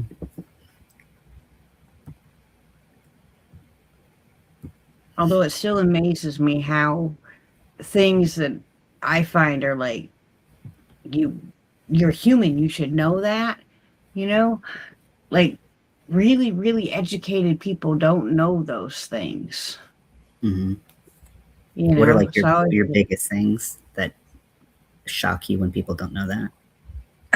like just like how to take care of themselves, like basic things, like, how do you just make a basic, spaghetti or something like that? Just a basic, you boiled some water. I mean, you know, Hmm. there's so many people that, or even just doing some regular basic laundry. I'm not talking about sorting it all out and getting all professional, but like just getting the wash done. There some really, really smart people, doctors, lawyers type people. Or like I know a lady that is a certified EMT paramedic. Okay. So Hmm. obviously this is not a person that is dumb in any way or lacks intelligence of any sort. But she literally had to ask me if you needed a rooster for your chickens to lay eggs.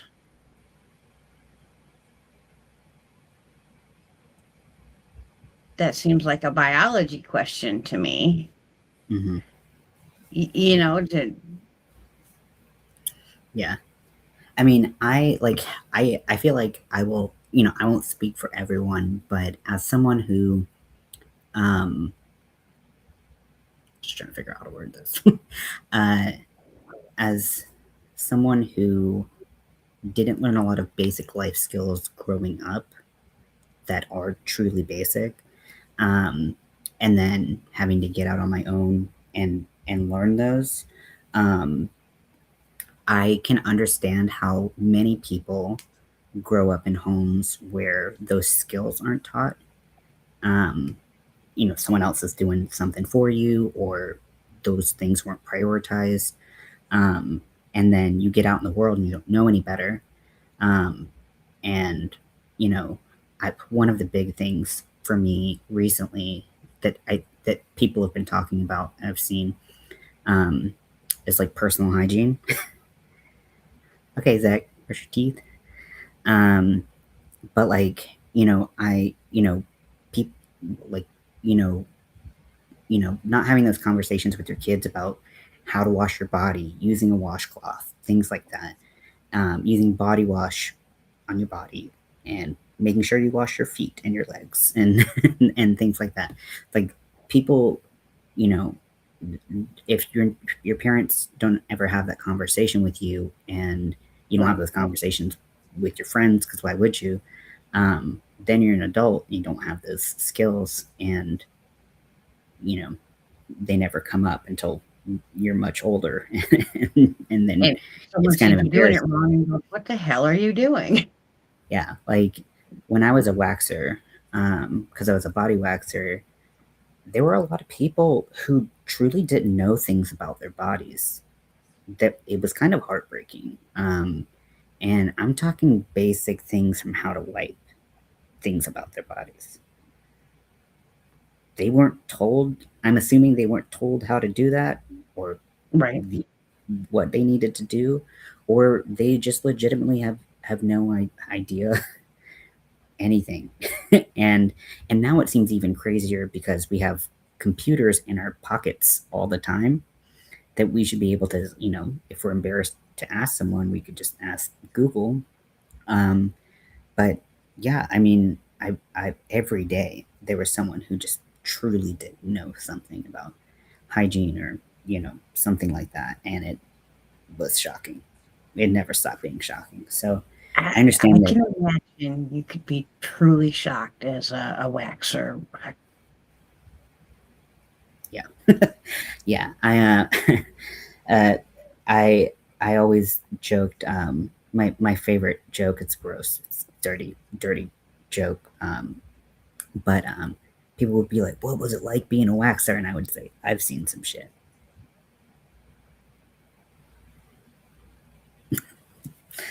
Ta-da! Joke. Literally. Yeah. As bad as people think it could be, it was worse. Oh, I'm sure. But I'm did I like a lot sure. of aspects of that job still? Yes. You know, but you know, I just felt bad for those people. And also, I was hired to do a service for them. I'm not hired to educate them. I'm not in that position to be like, this is how you wash your ass. So, I just, okay. You're Yeah, right. wild, wild west up in there. Yeah, I don't think I could. Because see, I'm good. I'm perfectly okay and able to control this right here. What comes out of here, I can control. What Mhm. happens here, no control at all. Yeah, I built a really good poker face, which I'd lost right after apparently. Um, and also because like how they had the table set up, it was like the table, and then you had to turn around to get to the wax pot. So straight face to the customer, you turn around. What the fuck? So the wax pot saw all of the facial reactions. um, yeah, I. What? um, Oh, yeah, so it's like I feel like there should have been a brochure up front, like this is how preparing for your wax. This is what you want to make sure. Um, but yeah, yeah, you would think somewhere on that checklist, if I'm going to have someone working on my undercarriage today, would have been let me deep clean my undercarriage today. yes, you would you would think. And they're like, because we would have like repeat customers, we would have regulars, and there was this one girl. She was uh, about my age, maybe a year or two older. Um, and because I was working there when I was like 22, 20, 21, 22. So she was young, but not too young know to not know these things. But every week was this, or every time she came in was the same exact problem, that problem. And like, the waxers talk. We talk to the front desk, like we know, and like it's what happens.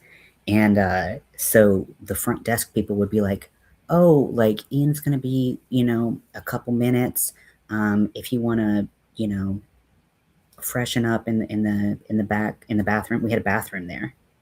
We had, and the people would be like, go. basically. She'd be like, no, I'm good. Like, no, Nope, what's you're better happening? than me. Yeah, yeah. Things you would think would be common sense, not common sense. No, common sense, unfortunately, is very, very uncommon. Yes. Um, but we were close to 3.5 hours, which is a pretty good run, I think. But I think I'm ready to call it a night. If that's cool with you. More than fine with me. Well, thank you for coming to hang out. Fun Oh, having you up. it was lovely. Yes, it was. And I know your birthday has passed, but happy birthday again. Just celebrate the whole month. But yeah, Yeah. so thank you everyone for watching and hanging out. And maybe I'll be on Zach's channel tomorrow. Maybe not. So we'll see. But have a great night, and I'll talk to you later.